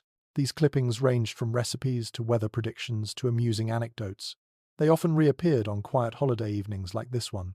You notice such a collection now. A small wooden box sits on the table. Inside are scraps of paper, folded neatly. Children gather around as a woman lifts one and reads an old joke printed months ago. The children giggle, even though the humor feels quaint by modern standards. A boy reads over his father's shoulder, stumbling occasionally over unfamiliar words. His father gently corrects him, pointing to each syllable with a patient finger. The boy's face brightens each time he gets a sentence right. These moments, small yet meaningful, become part of the evening's quiet glow. A man near the hearth begins discussing a recent editorial about changes in farming practices. His tone is thoughtful, and he gestures occasionally with his mug of cider. Another man listens intently, offering counterpoints with equal respect. Their discussion remains calm, shaped by genuine interest rather than competition. Their voices blend with the crackling fire, creating a thoughtful melody. One woman lifts a printed almanac and opens to the section forecasting winter weather. She reads predictions of snow, frost, and chilly winds. The room reacts with a mix of groans and good-natured teasing. A young boy insists that the almanac is always wrong, declaring that he can predict the weather better by watching birds at dawn. The adults laugh softly, amused by his confidence. A thoughtful silence drapes the room for a moment as the fire settles into a steady, glowing bed of embers. People turn pages softly, the rustle blending with the low murmur of conversation. The printed words guide reflections about the past year. Some speak of losses, others whisper of new beginnings. Many simply let their thoughts drift along the gentle current of the evening. Someone reads a short excerpt about gratitude from a regional publication. The words speak about the simple blessings of food, family, health, and shared labor. Not grand achievements, but the quiet, sustaining moments that shape the fabric of daily life. You feel the truth of those words deep within your chest. Children lean sleepily against their parents. Adults sip slowly from their mugs. The glow from the lamps casts warm pools of light across the printed pages. The atmosphere feels tender, grounded, full of quiet wisdom. You take in the scene, the murmuring voices, the rustling pages, the warm scent of cider, the low crackle of the hearth. In this moment, printed words become not a distraction from the holiday, but a soft companion. They offer stories, ideas, memories, and gentle sparks of curiosity. They help shape the inner world of the evening, guiding thought in peaceful directions. As someone places the final newspaper aside, the room settles again into a comfortable hush. The feast waits just beyond these thoughtful moments. People rise slowly, stretching arms and legs stiff from sitting. Conversations drift naturally toward the promise of dinner. You stand with them, feeling the warmth of reflection settle within you like an ember carried forward from the fire. The evening deepens, the holiday gathers its final glow, and you move toward the dining room again, ready for the next unfolding chapter. You walk toward the kitchen doorway again, just as a new wave of voices rises softly from the entry hall. This time, the tone is different. Curious accents mingle with familiar ones, forming a blend of sounds that hints at another quiet truth of 19th century America. Many families celebrating Thanksgiving were shaped not only by old colonial traditions, but also by the customs of newcomers who had recently set foot on this soil. You sense that you are about to witness how those influences slip gently into the day, sometimes welcomed deliberately, sometimes woven in without anyone realizing. You step into the hallway and find several guests removing their outer layers. Their clothing is similar to others in the room, yet subtle details reveal their origins. A scarf, woven in a distinctive pattern, buttons carved in a style common in regions far across the ocean, a woman's hair wrapped in a cloth dyed with pigments not locally found. These hints speak quietly, telling their own stories even before a word is spoken. A detail often noted in community records settles naturally into your thoughts. During the early 1800s, America was already home to immigrants from Ireland, Scotland, Germany, the Netherlands, and beyond. Many of these newcomers lived in rural towns, working farms, tending mills, or joining small workshops. Their traditions sometimes blended with existing customs, adding new flavors to holidays like Thanksgiving without anyone naming the changes explicitly. A woman from the newly arrived group holds a small basket lined with a patterned cloth. Inside are rolls baked with caraway seeds, a familiar bread from her homeland. She offers them shyly to the hostess, who accepts them with grateful warmth. The scent of the rolls floats into the air, faintly sweet and gently herbal. A few children peek curiously inside the basket, their noses wrinkling with interest as they inhale the unfamiliar aroma. Nearby, a man unwraps a jar filled with tangy, fermented vegetables, finely shredded and dotted with spices. The jar's scent is sharp at first, but it mellows quickly into something earthy and inviting. He explains quietly that it is a special dish often enjoyed in his home country during cold months. The family members exchange glances, intrigued. The man smiles with a mixture of pride and nervousness, unsure whether the dish will be welcomed or politely ignored. A charming detail from local diaries drifts through your memory. Some households adopted portions of immigrant recipes and incorporated them into their own holiday traditions. A German-style pudding would appear alongside pumpkin pie. A Dutch spice blend might be added to roasted apples. These contributions slowly shifted the flavor of the holiday without diminishing its original spirit. You sense the beginnings of that transformation tonight. In the parlor, a young woman sits on a low stool with a spindle in her lap. Her hands move with practiced skill as she twists wool into fine thread. Children watch with fascination. She explains that this is how her mother taught her to spin, back in a small village far across the sea. Her accent lilts gently through the room, adding music to her words. When she finishes the demonstration, she hands a small piece of the newly spun thread to a child, who treasures it instantly, as if it were a rare gem. Nearby, two men begin discussing farming techniques from their respective homelands. One speaks of terraced fields in the hills he left behind, while the other describes the rocky soil he once worked near a windswept coastline. Their hands gesture animatedly, drawing invisible maps in the air. A local farmer listens intently, nodding and asking questions, eager to glean any wisdom useful for the next year's crop. A thoughtful question, often raised by historians, touches your mind as you listen. How deeply did immigrant practices shape Thanksgiving in the decades before it became a national holiday? Some experts argue that new arrivals adopted American customs quickly to feel included, while others suggest that immigrants quietly but significantly influenced the holiday from within. Tonight, you witness both tendencies at play. The newcomers blend into the gathering with ease, yet they also bring flavors and ideas that are distinctly their own. A young girl from the guest group approaches a group of local children. She carries a small handful of wooden beads painted in bright colors. She offers them shyly, explaining that she made them during her family's voyage across the ocean. The children accept them with delight, then immediately begin creating games based on the shapes and colors. Their laughter fills the room, proof that new friendships form easily when gifts come from small, earnest hands. In the kitchen, one of the visiting women kneels beside the hostess to admire the pies cooling on the sill. She gently touches the crimped edges of a crust and offers a quiet compliment. Then, with a spark of bravery, she asks whether she might add a small pinch of her own spice mixture to one of the apple pies before serving. The hostess agrees without hesitation. She watches with curiosity as the woman opens a tiny pouch containing a blend of warm, fragrant spices unfamiliar to her. The scent rises like a whisper of distant lands. A lesser-known but delightful culinary note appears in your thoughts.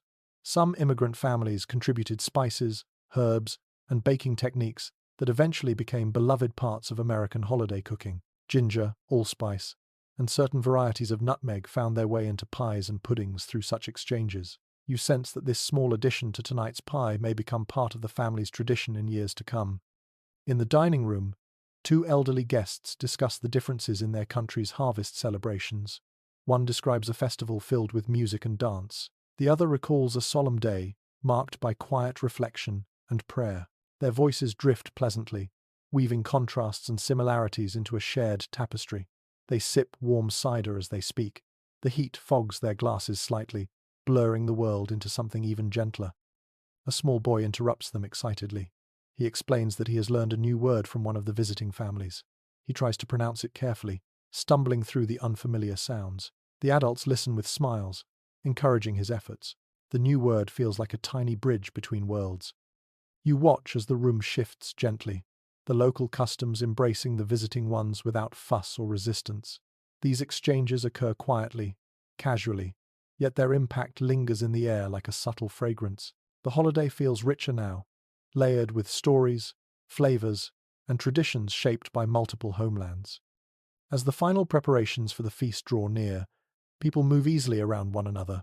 Local families, immigrant families, newcomers, old friends, everyone contributes something unique, something shaped by the places they once called home. You take a slow breath, absorbing the harmony in the room. The scent of the spiced apple pie begins to drift toward you. Laughter rises. Chairs are gathered for the meal. And in this warm, glowing space, you sense the holiday evolving, gentle and natural, expanding to include every voice. You follow the others toward the dining table, ready to witness how these blended traditions will sit side by side on plates filled with gratitude. You make your way back toward the dining room, but before you reach the table, you sense a shift in the atmosphere. Not a heavy one, not enough to dull the warmth of the evening, but a faint ripple beneath the surface. Guests speak in low tones now, their voices weaving between cheerful greetings and something quieter, more uncertain. The mingling of opinions, memories, and differing worldviews begins to drift into the space the way autumn fog creeps across a chilled field. Even on a holiday meant for gratitude, the people of the early 19th century carry their concerns, their hopes, and their disagreements with them. You pause near the hearth and notice two men engaged in a soft but spirited exchange. One stirs his mug of cider with slow, measured movements, while the other gestures lightly with his hand. Their expressions stay polite, but you sense an undercurrent of differing convictions. The topic, the state of the young nation. Not angry, not confrontational, simply thoughtful. Two perspectives meeting like slow currents in the same river.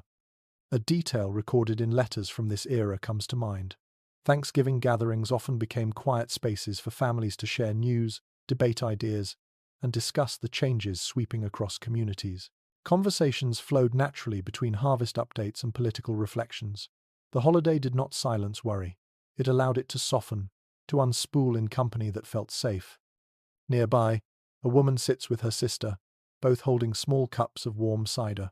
One mentions a recent sermon that spoke of national unity. The other mentions a newspaper essay that questioned whether unity comes from shared principles or shared struggles.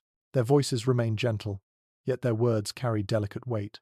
The hearth glows behind them, casting their profiles in softened gold.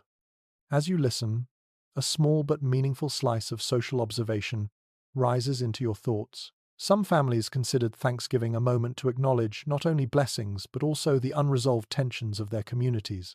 Economic worries, shifting trade, land disputes, and the growing complexity of regional identities all found their way into hushed evening discussions. People spoke softly out of respect, but they did not entirely hide their concerns. A young man enters, cheeks flushed from the cold outside. He sits near an older uncle and shares news from the town. A dispute has arisen regarding land boundaries near a river. Voices were raised at a recent meeting. The uncle listens, nodding with thoughtful concern. He offers quiet counsel, speaking from decades of lived experience. The young man sighs, visibly relieved to share the weight of his worry. In another corner, two women discuss the cost of flour. They whisper about rising prices and the difficulty some neighbors faced during the past year. The conversation stays sympathetic, full of care. One mentions that she brought extra bread tonight precisely because she knew a nearby family had faced hardship. Compassion threads through their words like a warm stitch. A small group of immigrants from earlier still sit near the parlor table. They discuss the complexity of adapting to new customs, new laws, new expectations. One speaks about struggling to find steady work during the year. Another describes the uncertainty that accompanied their voyage across the ocean. A third offers a hopeful comment about how welcome they feel tonight. Their voices rise and fall in a gentle rhythm, as if balancing sorrow and gratitude with equal tenderness. While listening, a reflective idea often considered by historians touches your mind. Researchers debate how deeply political and social tension affected early Thanksgiving gatherings. Some argue that families avoided controversial topics entirely, preferring harmony. Others suggest that these conversations were common, even necessary, helping households process the challenges of living in a transforming society. Observing this room, you see how both interpretations might be true. People choose their words carefully, yet they speak with honesty. In the far corner, a man and woman quietly discuss the recent movement of families heading westward. The man expresses concern about leaving established communities. The woman speaks with curiosity about new opportunities. Their voices hold no argument, only the gentle pull of different dreams. You sense how such choices shaped countless households during this period. A boy sits on the rug at their feet, drawing simple shapes in the soft candlelight. He hums to himself, oblivious to the quiet debate above him. His presence softens the moment, reminding everyone that uncertainties of the future coexist with the steady beat of family life. You notice another conversation by the window. A middle-aged woman expresses worry about illness spreading in a neighboring town. Her friend places a hand gently on her arm, offering comfort and promising to share remedies passed down from her grandmother. The tension dissolves slightly, replaced by gratitude.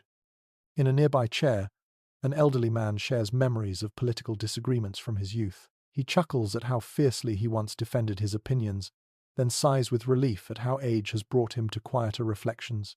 His voice carries both wisdom and weariness. The others listen with respect. A soft hush rolls through the room as someone mentions a recent editorial about the moral responsibilities of citizens. The words spark thoughtful nods. People sip cider slowly. The fire crackles, filling the subtle pause with warmth. Even disagreements feel softened tonight, shaped by shared presence rather than division. A small but curious cultural note slips into your awareness. Some families believed that speaking openly about worries on Thanksgiving allowed the old year's troubles to be soothed before winter settled in fully. The belief held that airing concerns in a respectful atmosphere helped prevent resentment from lingering in the months ahead. You sense that custom at play now, woven into the cadence of the room. Gradually, the tone shifts again. The conversations lighten. Someone jokes gently about a horse who refuses to pull the wagon uphill. Another teases a cousin about falling asleep during last year's prayer. Laughter rises softly, smoothing away any leftover strain. Even the more serious discussions dissolve into comfortable companionship. People begin making their way toward the table once more. Their steps carry relief, connection, and renewed warmth. The quiet tensions of life have been shared, not to dampen the holiday, but to honor its role as a gathering of real experiences, both bright and shadowed. You take your place among them, feeling that balance settle within you. Gratitude and uncertainty coexist tonight, just as they did for countless families across early America. Yet here, together, the warmth always outweighs the worry. The feast waits, the voices soften, the night deepens, and you follow the others toward the glow that promises comfort, conversation, and the next chapter of this unfolding holiday. You follow the gentle pull of voices and lantern light toward the front door, and soon you find yourself stepping into the cold evening air once more. The warmth of the house fades behind you like a sigh, replaced by a cool hush that spreads across the yard. The world outside feels completely transformed. The earlier bustle of arrivals and neighborly exchanges has quieted. Now the night lies still, patient, and full of soft reflections. A thin layer of frost glimmers across the grass, catching the faint glow from the windows. The sky stretches overhead in deep shades of indigo, sprinkled with early winter stars. You inhale deeply. The air tastes clean, cold, and almost sweet. Your breath forms pale clouds that drift upward slowly before dissolving. A detail often mentioned in journals from this period floats gently into your thoughts. After the bustle of preparation and conversation, many families enjoyed a short walk outdoors to ease the mind and settle the spirit before the meal. Some walked to admire the fields, others to share quiet thoughts, and some simply stepped outside to appreciate the cold, which made the return indoors feel even cozier. You wander down the small path leading away from the house. Gravel crunches under your shoes. A gentle breeze brushes your cheeks with a tender sting. You pull your shawl tighter and watch faint ribbons of smoke drift from the chimney behind you. The house glows like a warm lantern in the night. A pair of cousins walks a few steps ahead, their whispers soft and excited. They point toward the horizon, where a sliver of moon rises just above the tree line. Its pale light spills across the fields, turning the ploughed earth into a quiet patchwork of silver and shadow. The cousins' faces brighten. They begin telling each other small stories about the moon, embellishing them with childish exaggeration. A woman strolls nearby, arm linked with her sister's. They speak quietly about the year behind them, touching on moments of hardship and unexpected blessings. Their footsteps fall in rhythm, slow and thoughtful. Every few seconds, one of them pauses to admire the stars, as though reminded of something comforting and eternal. As you continue walking, a gentle detail from local memories rises into your awareness. Families often used these evening walks to check on the animals, the barn, or the state of the fields, tasks blended invisibly with reflection, tying the holiday not only to people but to the land that sustained them. A man ahead carries a small lantern. Its golden glow casts a soft circle on the ground. He stops by the fence and leans on the wooden rail. You walk closer and join him in silence. The fence feels cold beneath your hands. Beyond it, the fields stretch wide and quiet. He speaks quietly about the coming winter and the chores that will fill the next few months.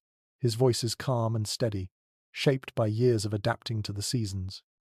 A thoughtful idea, often noted by historians, touches your mind. Researchers suggest these evening walks created a natural pause between the preparations of the day and the feast that followed, a small, gentle interlude that allowed families to shift their minds into a slower, more reflective state. You feel that shift within you now, as the cold air slows your breathing and the night sky invites quiet thoughts. In the distance, you spot a group of children kneeling beside a patch of frozen grass.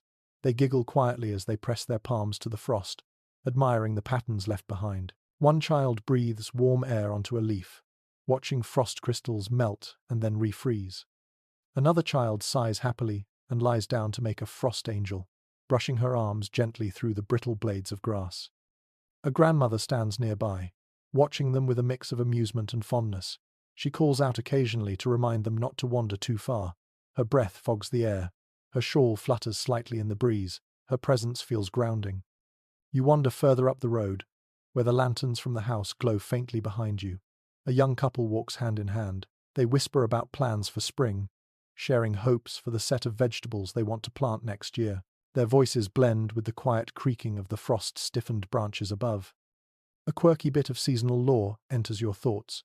Some families believed that if you walked outside on Thanksgiving evening and saw a shooting star, the coming year would bring unexpected fortune. Whether or not anyone truly trusted the idea, people still looked upward with a tiny flicker of hope.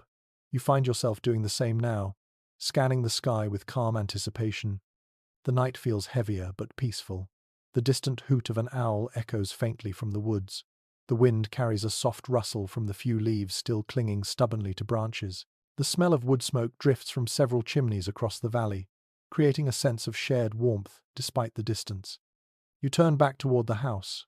Light spills from the windows in warm rectangles. The sound of voices drifts toward you in faint, melodic waves. People inside laugh softly, their silhouettes moving gently behind the curtains. As you near the door, the cold seems to deepen for a final moment. It makes you inhale sharply, filling your lungs with crisp air. Then you step inside again, and the warmth wraps around you instantly, comforting and familiar. Your cheeks tingle from the change in temperature. Your hands thaw slowly. The fragrance of roasted turkey, herbs, and pies settles into your senses again, with a soft, welcoming embrace. The short walk has quieted your thoughts, softened the edges of the day, and prepared your spirit for the feast waiting ahead. You wipe the frost from your sleeves, take a slow breath, and step into the dining room where the heart of Thanksgiving is ready to unfold. You step into the dining room again, letting the warmth wash over you as your fingers slowly thaw from the cold walk. The glow from the candles softens the room into an oasis of golden light. The table stands ready, fully prepared now for the heart of the evening. Chairs gather around it like old friends. Quilted runners and simple cloth napkins rest gently in place. The scents of roasting turkey, herbs, fresh bread, and warm pie drift together in a fragrant cloud, so comforting that your shoulders loosen without your permission. The guests take their seats one by one, murmuring softly as they settle in. Children wiggle toward their designated spots, trying to sit still while their excitement wobbles under the surface. Adults take deeper, steadier breaths, letting the warmth seep into them. You sense the entire house exhale in a quiet wave as the room becomes a cradle of comfort. A detail, often written in family journals of the era, comes to mind. People cherished the moment of taking their seats on Thanksgiving because it marked the shift from preparation to presence. Everything that needed doing had been done. The day's worries softened. The next hours belonged to gathering, eating, and resting. Tradition flowed naturally from that stillness. You run your hand lightly along the back of the chair next to you. The wood feels smooth, worn from years of use. When you take your seat, the cushion sighs ever so faintly. You fold your napkin across your lap, feeling the gentle texture of the fabric beneath your fingertips. A child beside you swings his legs under the table, his shoes tapping lightly against the wooden floor. His sister nudges him with her elbow, giving him the kind of stern look only older siblings can deliver. He goes still for a full 2 seconds, before his foot begins tapping again, in smaller, more controlled bursts. You smile quietly. Even this restlessness adds a tender charm to the moment. A woman rises, smoothing her dress as she steps to the head of the table. Her voice carries a soft steadiness as she welcomes everyone. She speaks of gratitude for safe travels, for the harvest behind them, for the warmth around them. Her eyes shine a little as she glances at each person in turn. The room falls silent, wrapped in her sincerity. A charming tradition noted in early New England households drifts across your thoughts. Families sometimes passed a moment of silence before speaking or serving the food, allowing each person to reflect privately. You notice that happening now. The hush settles gently, as though someone draped a soft quilt over the room. Then the quiet breaks in the sweetest way. A toddler, unaware of the solemn moment, lets out a soft hiccup. The room ripples with muffled laughter that lifts the mood instantly. Even the most serious elders smile, their eyes crinkling warmly. As people begin speaking again, the turkey appears from the kitchen, carried carefully by 2 sets of steady hands. The bird is golden brown, its skin crisp and glistening, its aroma deep and layered. You feel the moment stretch slightly, as though time wishes to admire the centerpiece before allowing the next motion. The carving begins. Someone slices carefully into the turkey, revealing tender meat beneath the crisp skin. Plates are passed down the table. Steam rises in small curls. Children lean forward eagerly, eyes shining. While watching, a thoughtful idea often mentioned by cultural historians crosses your mind. Some researchers suggest that the act of sharing food at one table, even in such a simple setting, served as a symbolic reminder of unity at a time when families were spread far across rural landscapes. Others believe it reflected a more ancient rhythm, one tied directly to the land and the seasons. Tonight, you feel both ideas merging quietly into the glow of candlelight. Bowls of mashed potatoes make their way around the table. Someone adds gravy with a careful hand, the warm liquid pooling across the creamy surface. A platter of roasted root vegetables follows. The roasted carrots glisten with butter. The turnips carry a soft, earthy aroma, and the onions have melted into golden sweetness. A girl beside you takes a deep sniff of the vegetables and closes her eyes, savoring the scent before even lifting her fork. Her expression is full of appreciation far beyond her age. Another dish arrives, filled with stuffing rich with herbs, onions, and bread. The scent of sage rises as soon as the lid is lifted. People murmur their delight. Next comes the cranberry relish, its ruby red glow shining like a jewel in the candlelight. The tart aroma adds a bright counterpoint to the heavier dishes. As plates fill, conversation softens into a gentle hum. People speak in low tones about the journeys they made to arrive here. Others recall small moments from the year, sharing fond memories and quiet reflections. Some compliment the pies cooling in the kitchen, even though they have not yet tasted them. Their voices feel woven together, forming a warm tapestry of companionship. The boy at the end of the table tries to sneak an extra serving of bread. His mother catches him with a raised eyebrow, but she smiles as she passes him a piece anyway. He beams with triumph. Nearby, a man describes how the harvest nearly failed earlier in the season, only to thrive unexpectedly after a late burst of sunshine. His voice carries admiration for the land, tinged with humility. The woman beside him adds a memory about the planting season, recalling how cold winds challenged the first sprouts. As you listen, a gentle debate arises between two cousins about the best way to roast a turkey. One prefers slow roasting near a lower heat. The other insists that a hotter oven seals in the juices. Their exchange remains good-natured, filled with teasing and laughter rather than insistence. The room glows with their playful disagreement. You feel warmth radiating not only from the hearth but from the shared gratitude filling the space. The meal unfolds in slow, savoring movements. Forks scrape plates gently. Mugs touch the table with soft taps. A child asks for more cranberry, accidentally knocking over his spoon. A nearby aunt catches it mid-fall with impressive reflexes, earning applause from the table. As the main course continues, you notice how everyone leans closer to one another. The air feels thick with affection, soft with comfort, rich with gratitude. Even the simplest gestures carry meaning. A woman refills her brother's cup without being asked. A teenage girl helps her grandmother cut her meat. A visiting uncle tells a quiet joke that makes his shy niece laugh into her napkin. You take your time eating, letting each bite settle warmly in your chest. Roasted turkey melts softly on your tongue. The stuffing's herbs bring memories of the kitchen earlier in the day. The potatoes soothe like a blanket. The cranberry adds a little spark of brightness. Slowly, plates empty. People lean back in their chairs, stretching their legs. A soft lull falls across the room. The glow of candles and hearthlight softens the edges of everything. The feast has done exactly what it was meant to do: nourish the body, calm the mind, and draw every heart a little closer. Someone rises to gather the plates. Others offer to help, but the host waves them down with a gentle smile, wanting them to rest just a little longer. You sip the last of your warm cider, letting its sweetness linger. The conversation resumes in an even softer tone now. People speak of gratitude, of hopes for the coming season, of memories from their journeys. The room feels full and peaceful, as though it has taken a slow breath in and is not quite ready to exhale. You sit quietly for a moment, letting the scene imprint itself on your senses. This is the heart of Thanksgiving in the 19th century. Not grand, not loud, not marked by ceremony. Simply a gathering of hearts around a single table, warmed by shared food and shared life. And as the glow deepens, you feel yourself sinking gently into the calm that follows a well-earned feast. You remain at the table for a moment longer, letting the warmth of the feast settle into your limbs. The last traces of steam drift from the serving dishes, fading into the soft air. Conversation quiets to a gentle murmur.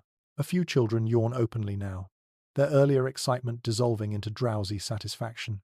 The adults lean back, their shoulders softened, their faces glowing in the candlelight. Gradually, the rhythm of the room shifts. The fullness of dinner yields to something more reflective, and you feel the entire household slide into a slower, dreamlike pace. The hostess rises quietly and begins gathering the last of the serving platters, though she moves without haste. She wants the moment to linger, not to be replaced too quickly. Others offer to help, but she smiles and shakes her head. The room feels peaceful, cocooned in its own quiet glow. A detail often noted in early American diaries touches your mind. After the main meal, Families in the 19th century rarely jumped immediately to dessert. Instead, there was a lull, a gentle interlude in which people rested, told low-voiced stories, or simply watched the fire while their food settled. This pause allowed the feast to breathe. Tonight, you feel that breath ripple tenderly across the table. A small group drifts toward the parlor. The fire there burns low, humming with quiet comfort. You follow them, leaving your chair with slow, deliberate steps. Your belly feels warm, your heart beats steady. The shift from bright feast to soft evening contemplation wraps around you like a familiar blanket. Someone places another log onto the embers. It catches slowly, filling the room with a curl of fragrant smoke. Shadows stretch gently along the walls. People settle into chairs and cushions as though returning to their natural places. A child curls at her mother's feet, wrapped in a small quilt. Her hair spills across her cheek like a tired little waterfall. You take a seat on a cushioned bench. The fabric is soft, faintly scented with lavender from storage. As you sink into it, a wave of calm spreads across your ribs, flowing outward. An older man clears his throat softly. He begins talking about the way Thanksgiving has changed over the years, not as a lecture, but as a quiet musing. He remembers how his grandparents celebrated with simpler dishes, fewer guests, more prayer, and less bustle. He notes how traditions shift naturally, like rivers winding slowly across the land. His voice reminds you of a thoughtful idea often explored by researchers. The 19th century was a period in which Thanksgiving slowly took shape, each household repeating certain rituals year after year until patterns became familiar, then shared, then nearly universal. Some families held fast to the customs of their parents. Others experimented, adding new foods, new songs, or new gestures. Tonight, you see that evolution unfolding quietly, subtly, without anyone naming it. A young woman, sitting cross-legged near the hearth, listens with a thoughtful expression. She mentions how her own family never roasted goose until they moved inland, following advice from a neighbor who swore it cooked better than turkey. Her comment sparks gentle amusement. Someone teases her about becoming a goose enthusiast. She laughs, brushing aside the playful remark with a wave of her hand. Nearby, two cousins speak softly about a tradition their mother introduced last year, a moment of gratitude shared in whispers before bed. Another group recalls how their aunt started baking a new kind of pie after learning a recipe from a traveler. They wonder, smiling, whether tonight's dessert will reveal a new surprise. You notice a child sitting at the edge of the room, absently spinning the wooden beads he received earlier as a gift. His fingers move slowly, dreamily. The beads clack faintly, creating a tiny rhythm that seems to blend with the steady crackle of the fire. A gentle conversation begins between two older women about the earliest Thanksgiving they can remember. One describes a snowy year when nearly everyone had to stay the night because the roads froze solid. The other recalls a year the harvest was so abundant they could hardly fit all the dishes on the table. Their memories unwind delicately, woven with laughter and soft sighs. A bit of charming household lore enters your thoughts. Many families believed that traditions became real only after they had been repeated 3 times. The first time was chance, the second was curiosity, and the third sealed it. You look around the room and wonder which small gestures tonight will one day become beloved rituals, passed down quietly for generations. Someone brings out a pot of warm cider. It steams gently in the low firelight. The scent is sweet and spiced, inviting everyone to take a small cup. You cradle yours between your palms, letting the warmth seep into your fingers. The flavor is mellow and soothing, the perfect companion for a restful evening. Then comes the sound everyone has been waiting for, the faint scrape of pie tins, the whisper of a door swinging open, the soft shuffling of footsteps returning from the kitchen. Dessert is ready. The hostess re-enters with a gentle smile, carrying a tray of pies that glisten faintly in the candlelight. Apple, pumpkin, cranberry, and a special one, fragrant with spices brought earlier by the immigrant family. She sets the tray on the table, with quiet pride. The room brightens with soft excitement. Children sit up straight, adults lean forward.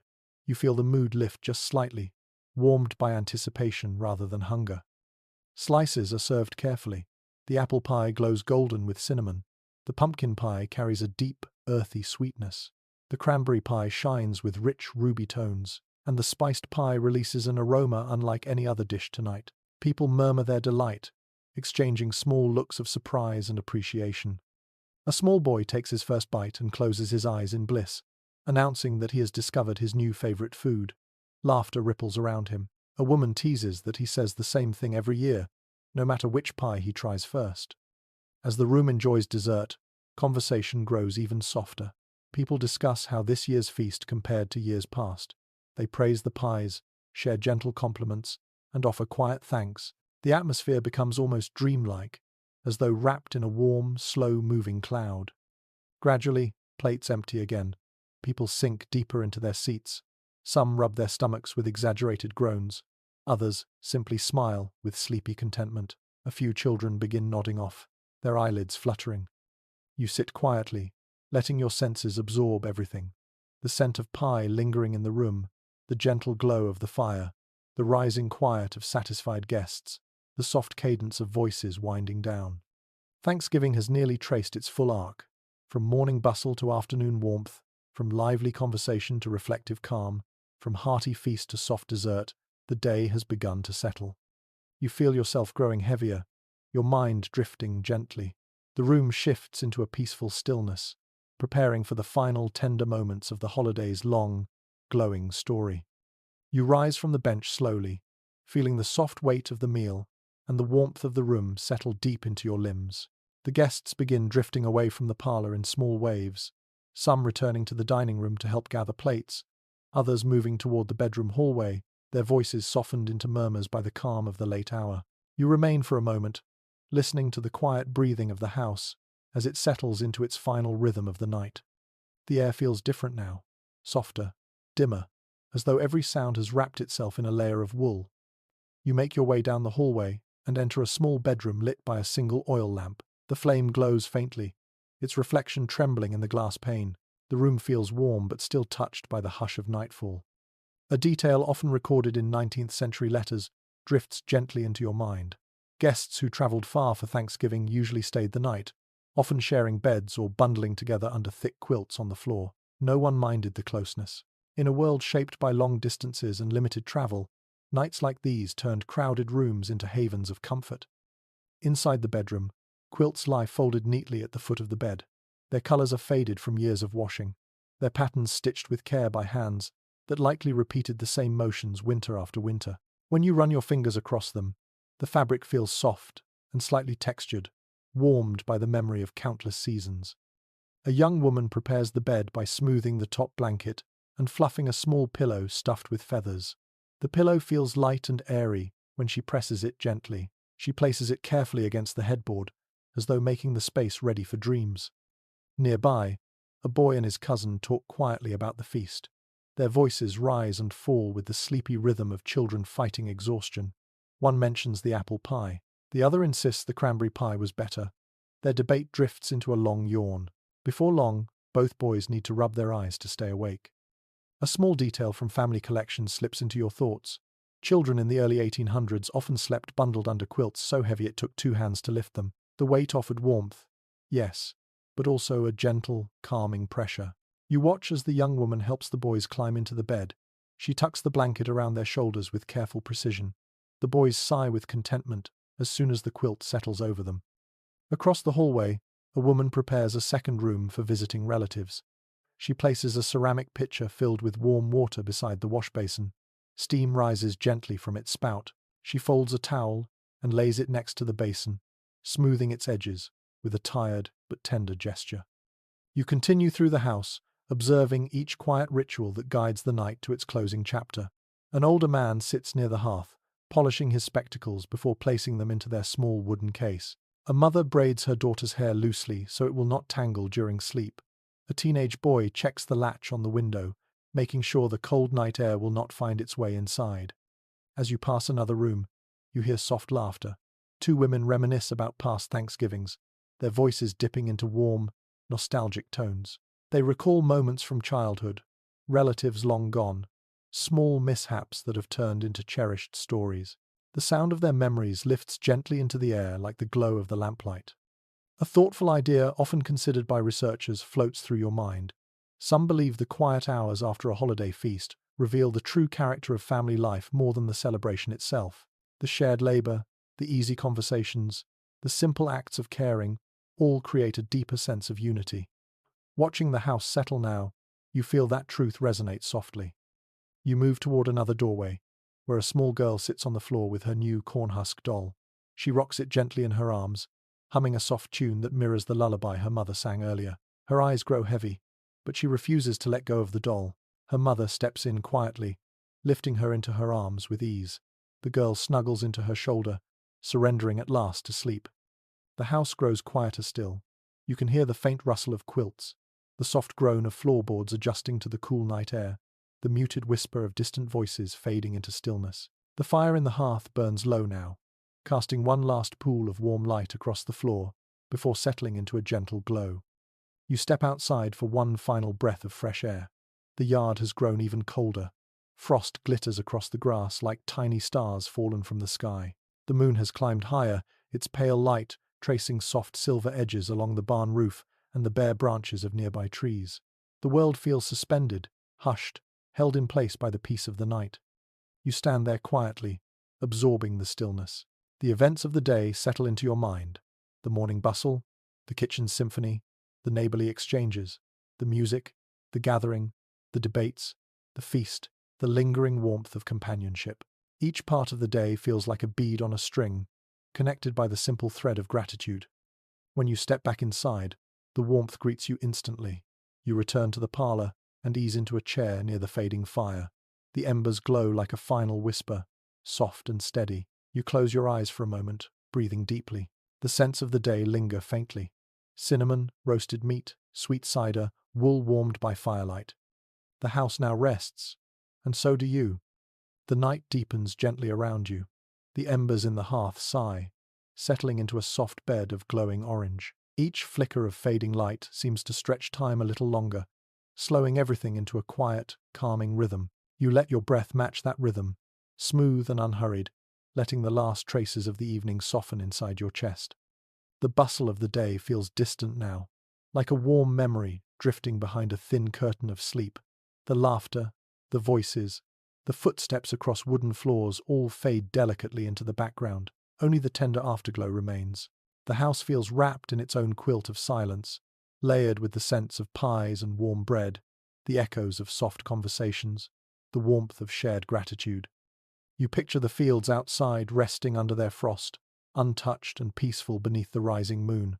The quiet land seems to breathe with you, slow and steady, carrying the hush of winter on its gentle exhale. That calm settles into your thoughts, smoothing away the last edges of wakefulness. Your limbs feel heavier now, pleasantly so, as though the weight of a thick quilt has settled over you. Your mind begins to drift in soft loops, replaying only the warmest fragments: a child's soft laugh, the glow of candles along the dining table, the slow notes of the fiddle drifting through the room earlier. Each memory floats gently, then dissolves like snowflakes touching warm skin. You allow your breaths to deepen. The world narrows to the soft crackle of the fire and the comforting stillness of the room. Your eyelids grow heavier with every passing second, resting lower and lower until they hover at the edge of sleep. You sink into the quiet, letting it wrap around you like a warm blanket.